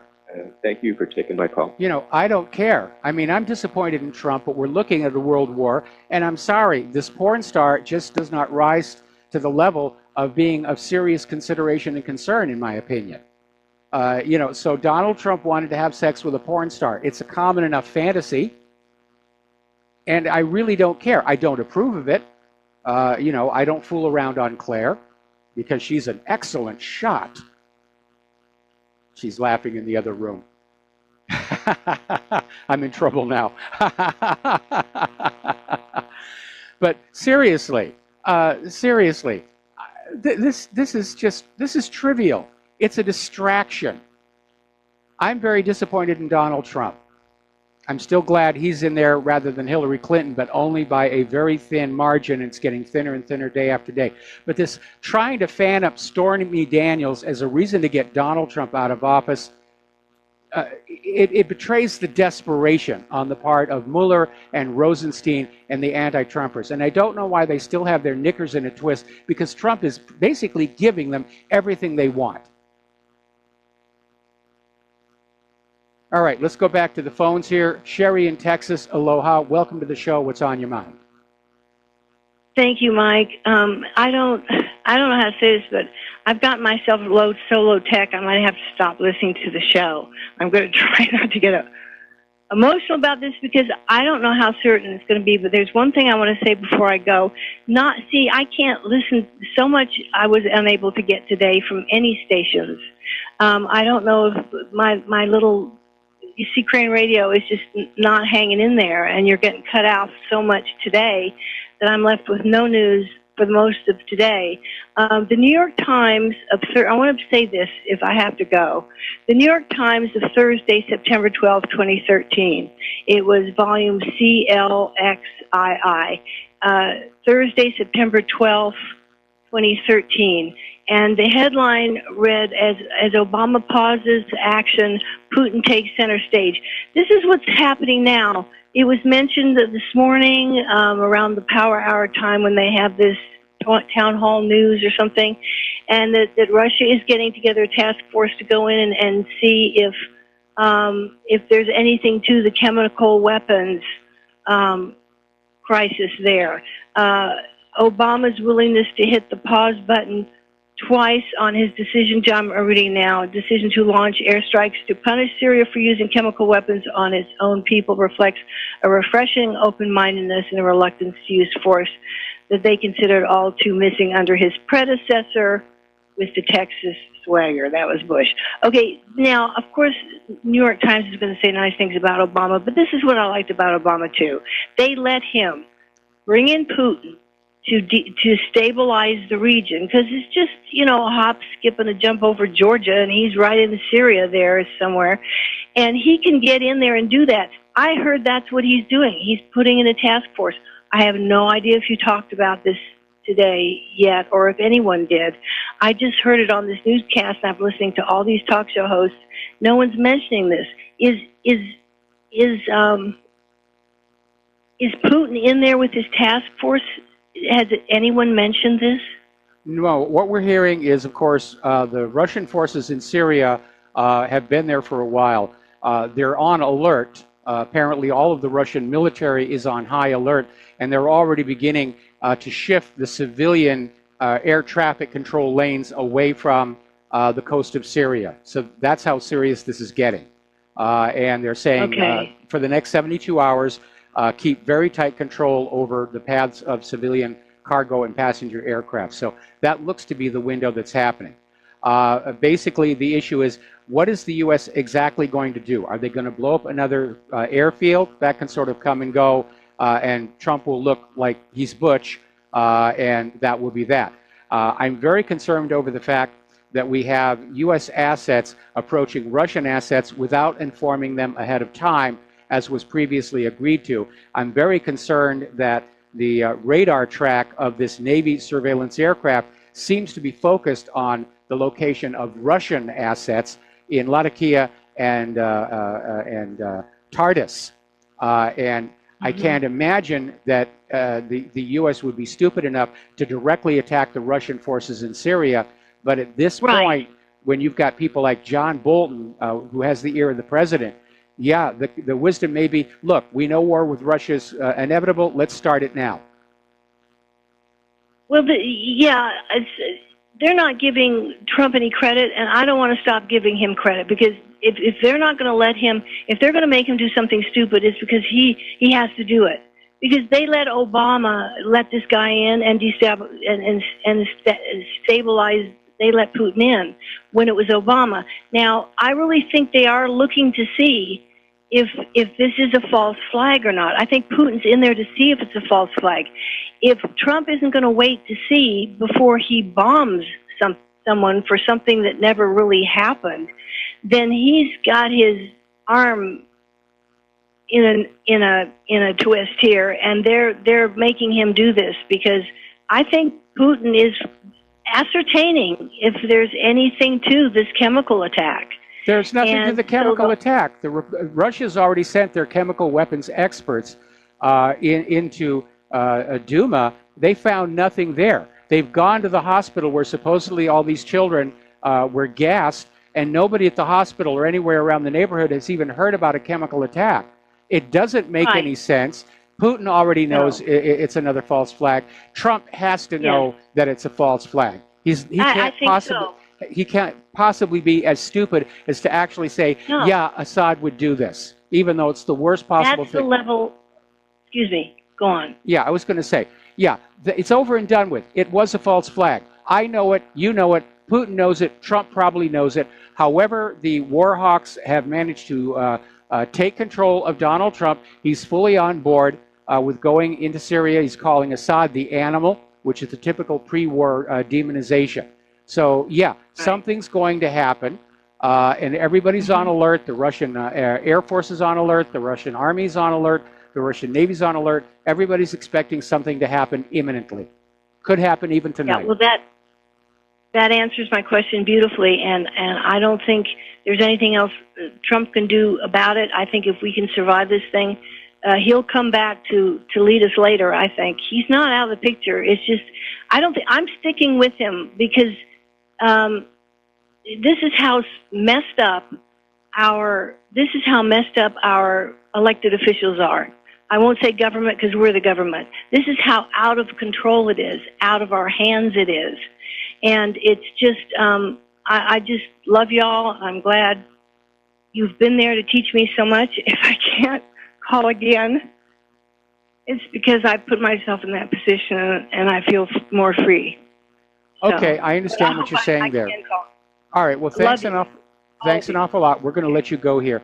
At this point, it's definitely moving forward. Donald Trump is not in control of our foreign policy.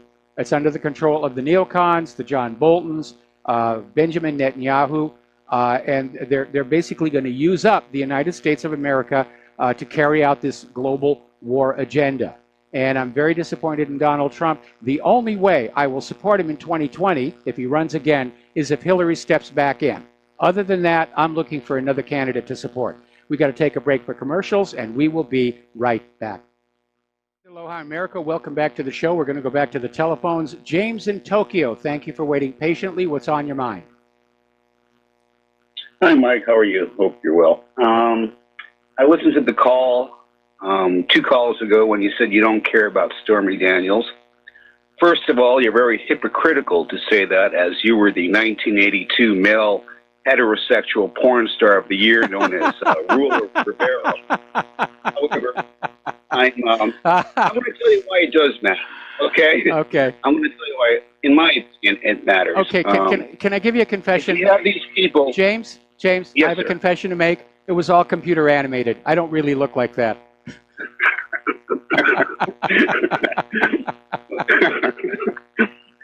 Hey, Mike, so in my opinion, I'm going to tell you why it does matter, okay? First of all, if you have a bunch of people trying to frame Trump for, like, Russian collusion, crimes which they committed themselves, and all they're trying to get him now is on an affair he's had even before he was president, I will not hold it past people that something would happen to Stormy Daniels and they would blame it on Trump, and it would leave doubt in a lot of people's minds. Entirely so that's possible. Why I think it does matter. That's why, number one, I think it does matter. Yeah, that's a possible scenario. And I hope Stormy understands that she is playing with fire, and the people that she thinks are supporting her and that she can trust will turn on her if she proves to be more useful to them dead than alive. I agree. She's playing with fire and doesn't realize that she's being played. And number two, about Syria. Yeah, I'm very upset about this, myself, and I really can't, I do feel Trump is a stable genius and probably understands that this is a false flag, this whole gas thing, where all the other gas attacks were proven false. However, I really do think that Trump is going to do some type of military action. However, when he does it, I believe he's not going to go over Putin's red line of going whatever it was, east or west over that river, because I don't believe that at this time he wants to, Euphrates, yes sir, and I don't believe that he wants to cross that line at this point. What do you think about that? Well, going across the Euphrates is really kind of pointless. I think at this stage of the game, they're most likely looking at a decapitation strike against Damascus and basically trying to find out where Assad is and hit him with a cruise missile and just sort of get it all over with at one time. The problem is you've got S-400 batteries all around Damascus. You have Russian nationals on the ground in Damascus. And Russia has already said if their personnel are threatened by the United States, they will respond. And they will. And I think I don't believe that a ship would last more than 10 minutes if the Russians responded. Yeah, the Russians' new ship-killing missiles, they're simply too fast and too maneuverable. The U.S. military, the defense contractors, they're making a huge amount of money rebuilding the weapons that won World War II, whereas Russia and China have been really seriously thinking about what weapons are going to win World War III. Well, Mike, that's all I had to say. Just one more thing not related to world events is, but more important than all the events in the world. How is that lovely harp playing Angel's back doing? It's finally starting to get a little bit better. I'm still having to Velcro her into the chair so she doesn't try and do housework. And we're going to get her back to the chiropractor a little bit later this month. But right now is a dangerous time because every time she starts to feel better, she starts to think, oh, I can do things. I can go out and, you know, take the weights up to the attic and rotate the tires and all this other stuff. And I have to tell her, no, you cannot. All right. Well, best to both of you. Have a good night. All right. Thanks an awful lot. Later, Mike.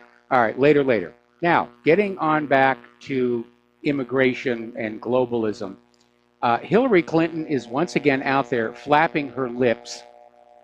And she's wading into the Brexit debate by warning government officials against agreeing to any deal that would see a return of a hard border on the island of Ireland, branding the prospect an enormous setback. Well, we know that Hillary Clinton is a globalist, and she supports the New World Order and dreams that one day it'll be her butt polishing that seat on the golden throne of planet Earth.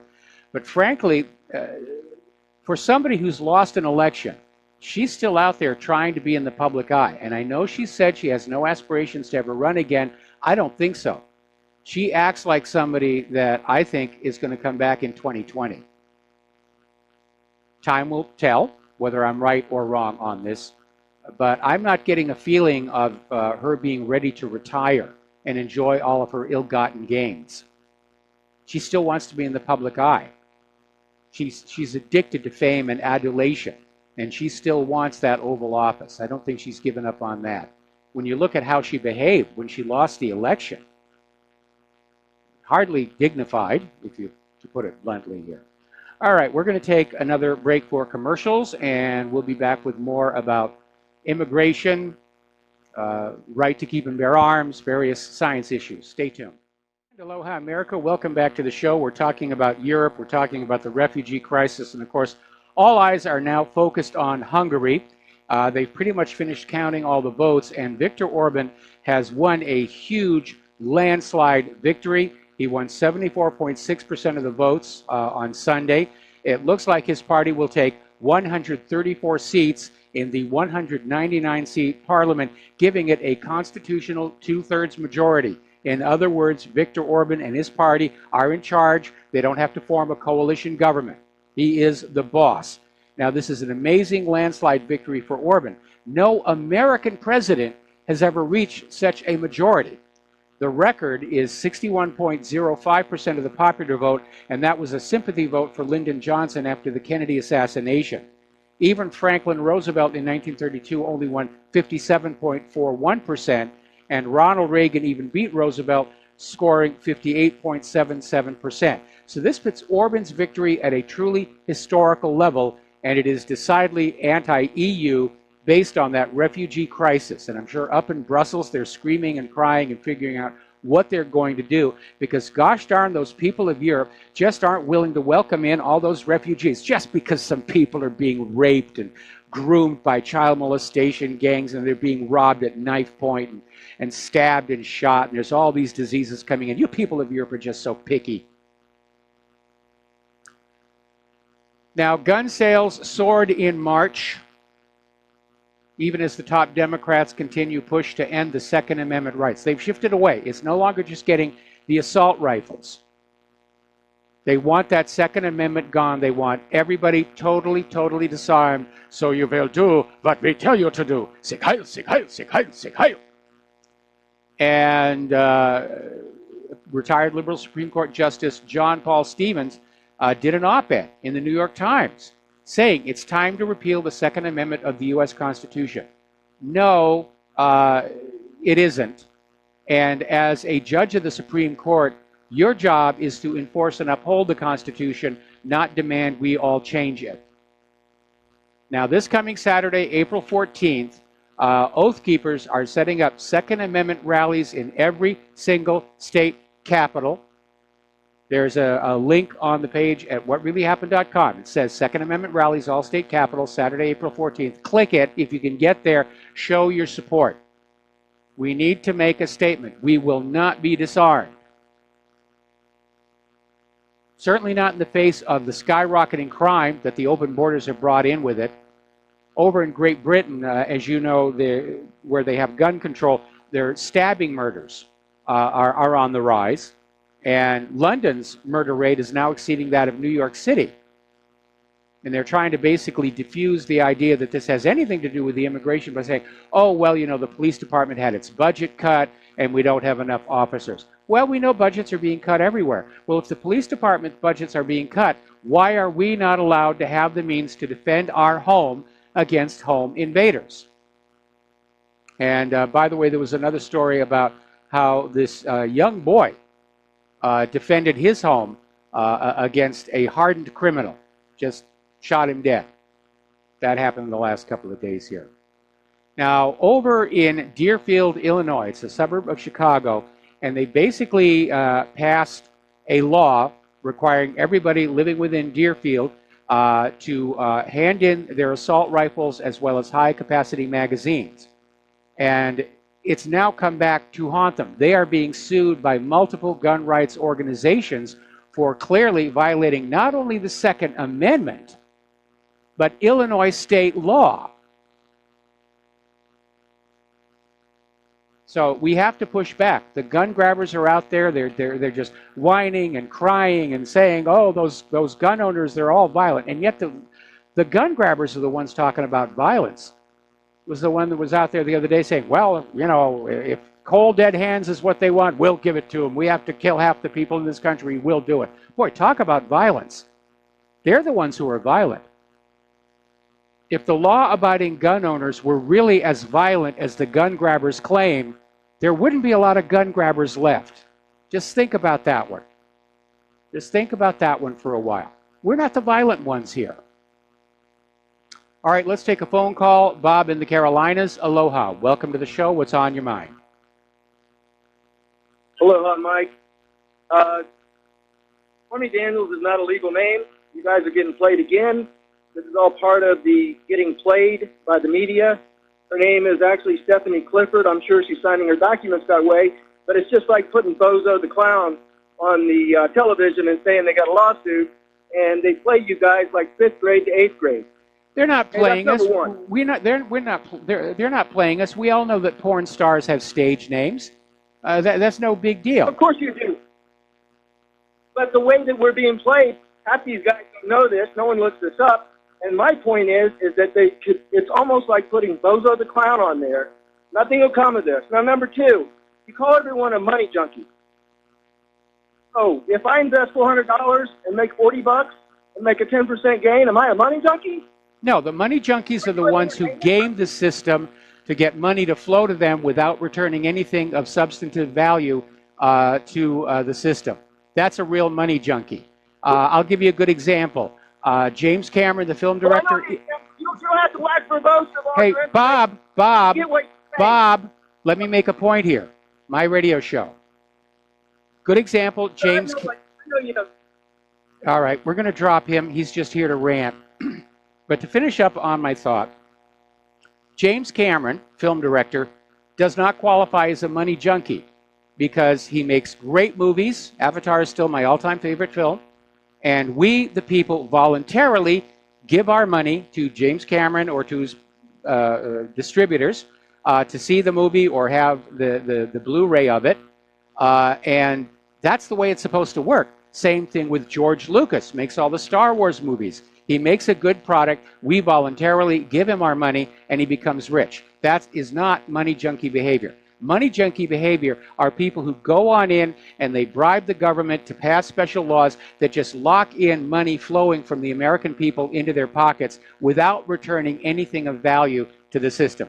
That is a classic money junkie. People like Steve Jobs or James Cameron or George Lucas, their primary love was the work and what they were making, and getting rich was kind of a side effect. Money junkies, just getting more money, that's all they think of.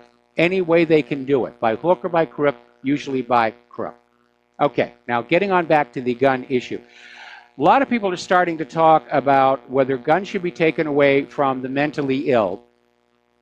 And it's one of those things that on first reading sounds like a really good idea, because we know that a lot of these mass shooters that are being wagged at us by the gun grabbers we're on or withdrawing from prescription psychiatric medication. So there's an issue there. But we need to be careful. We need to remember that in the days of the Soviet Union would declare anybody who dissented or disagreed with the government to be mentally ill. And so we have to ask that any gun laws regarding mentally ill have a very narrow definition, which would include the potential for violence. Because if they just say anybody deemed to be mentally ill, it's totally subjective. There's no machine that somebody can hook you up to that says this person is bipolar or a classic manic depressive or schizophrenic. It's all totally subjective. And in a climate where people who question the official story are deemed to be mentally ill, then those who are standing up for truth and against war could be disarmed. So we have to be very, very careful about this. No matter what law is passed with no matter what good intent, there are those who will pervert it to their own particular agenda.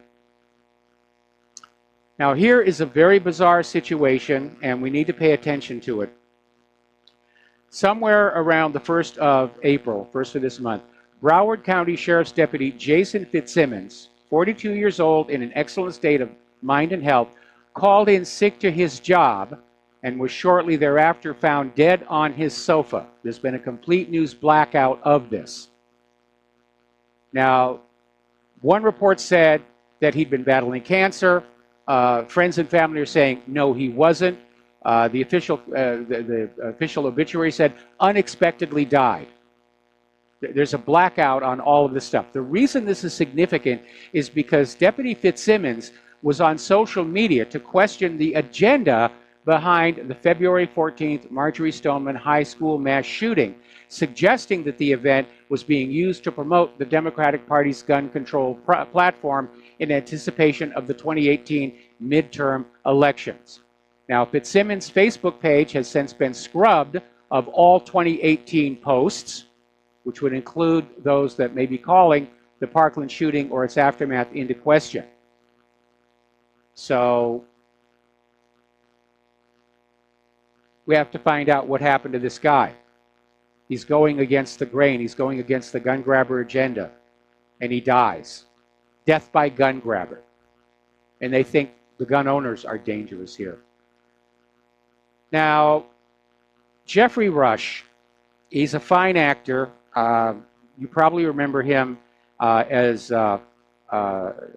Captain in Pirates of the Caribbean. He played the bad guy captain that had the big hat. His most famous movie, of course, was The King's Speech, and he did a fabulous job on that.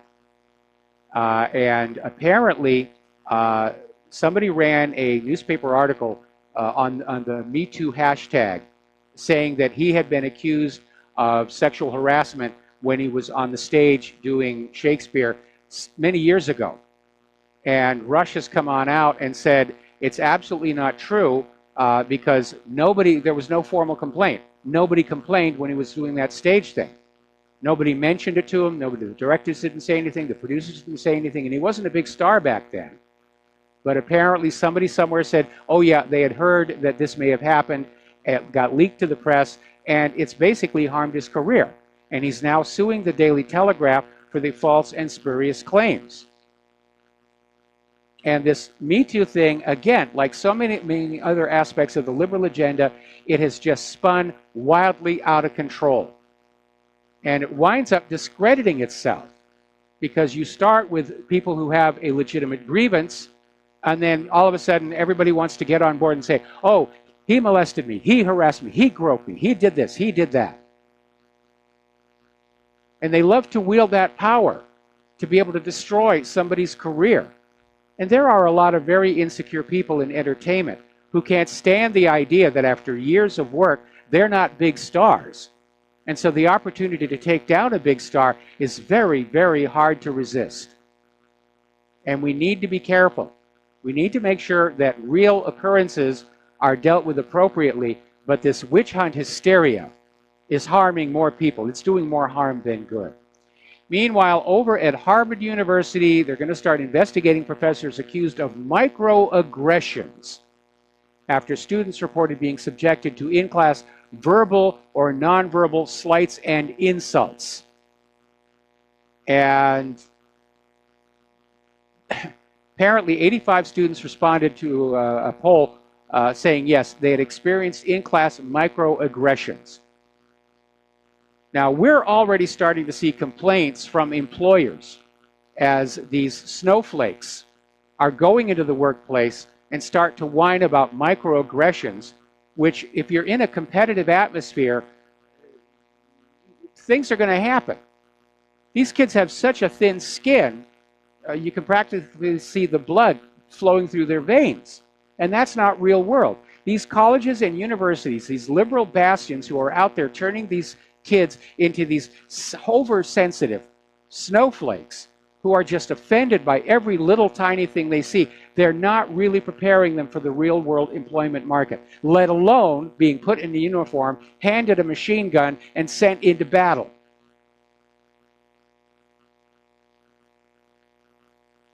One of the problems with this concept of a microaggression is you have these victims claiming to have been microaggressed against by people who have no idea what it was they said or did that triggered them off.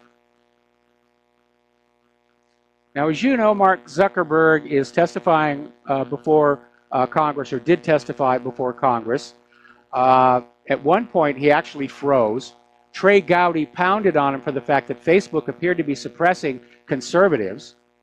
And Zuckerberg was out there saying that, yes, the Obama campaign scraped data from users who downloaded this app, and also the users' friends who did not consent. But he said Facebook does not actually sell the data. He tried to position Facebook as much of a victim of Cambridge Analytica as anybody else. But he did acknowledge in the future there will be an option where you can pay Facebook to keep your information private. I think the low-cost solution is don't go to Facebook anymore. They have betrayed the public trust. Apparently, there's a big stink down in New Zealand where they have much stricter laws regarding privacy. And New Zealand has found that 63,000 people have been impacted by downloading this so-called quiz app, which was the device that Cambridge Analytica apparently was using to improperly harvest the data. Got to be careful what you download off the machines. Nobody gives anything away for free. If they're saying free download, there's something in there. They're either stealing your data or they're installing malware on your system. The days when the Unix community or the internet community were genuinely making free stuff to make everybody's life better, those days are gone.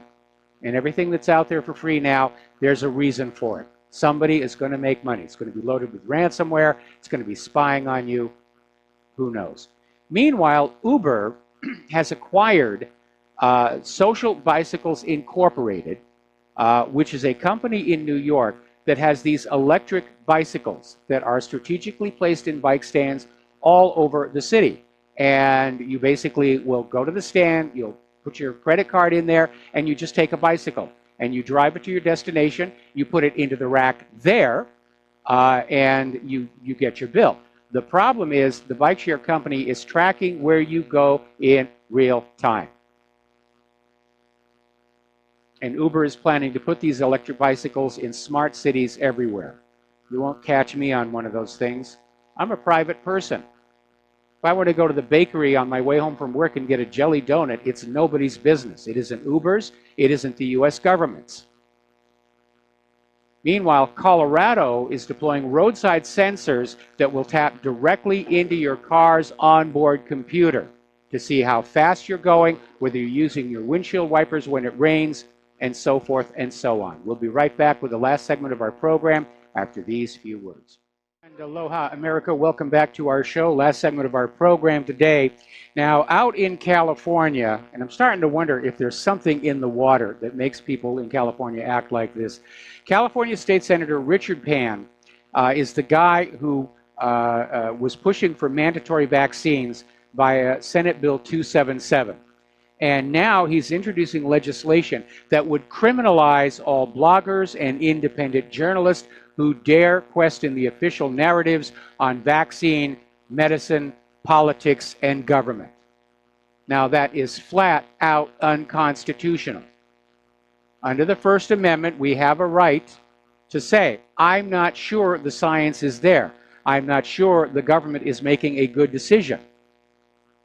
I'm not sure that the side effects of this medicine are worth whatever benefit it's supposed to do. But this gentleman, who's obviously in the pockets of Big Pharma, is out there trying to push this through. I don't think it's going to go. And if it does go, it will fail a constitutional challenge. You cannot make it a crime for people to express doubt about products being sold and put into their bodies. It's ridiculous. Now then, not too long ago, there was a SpaceX launch involving a Falcon 9 carrying this Zuma spy satellite. It was all hush-hush. It was so secret, nobody even knew just which government agency was going to be controlling the Zuma. But it failed to go into orbit, and everybody was wagging their fingers at SpaceX. It turns out they were not to blame. Telemetry analysis has indicated that the payload adapter that connected Zuma to the Falcon 9 second stage failed to deploy the satellite. Apparently it had been tested on Earth in gravity and worked just fine, but for some reason when it was in weightlessness, it failed to unlatch. And so the Zuma was carried back down with the Falcon 9's second stage. Now that payload adapter was provided by Northrop Grumman, who also built the satellite. So SpaceX is off the hook for that one. More snow in Richmond, Virginia. And you have to love this story. It proves that somewhere out there, there are police departments that have a sense of humor. A New York police department has arrested Winter for loitering. The Depew Police Department sent out a Facebook post notifying Winter it had been placed under arrest. The police department said Winter had the right to remain silent and that if Winter cooperated with them, the department would look past Winter's past transgressions. Any further snow you produce will be held against you in a court of law. You have the right to an attorney, but only if you turn in the groundhog that predicted 6 more weeks of winter. I absolutely love that one. Well, apparently the U.S. government has gone ahead and approved the merger of Monsanto with Bayer. A lot of people are very concerned. Monsanto, of course, the king of GMO frankenfood, and Bayer, the company that once sold AIDS-tainted hemophilia medicine to the third world. So whatever they're going to call this new monster, I'm not buying any of their products. All right, there's the music. Time for me to get out of here and get something useful done with the rest of the day. Please stay tuned for John Stadmiller. He's got a lot of interesting things to share with you. Please take what you learn here, share it with everybody. Talk to people about this obvious false flag in Syria and how really close we are to a real, live, in-your-face nuclear war. We'll be back tomorrow. Aloha, America.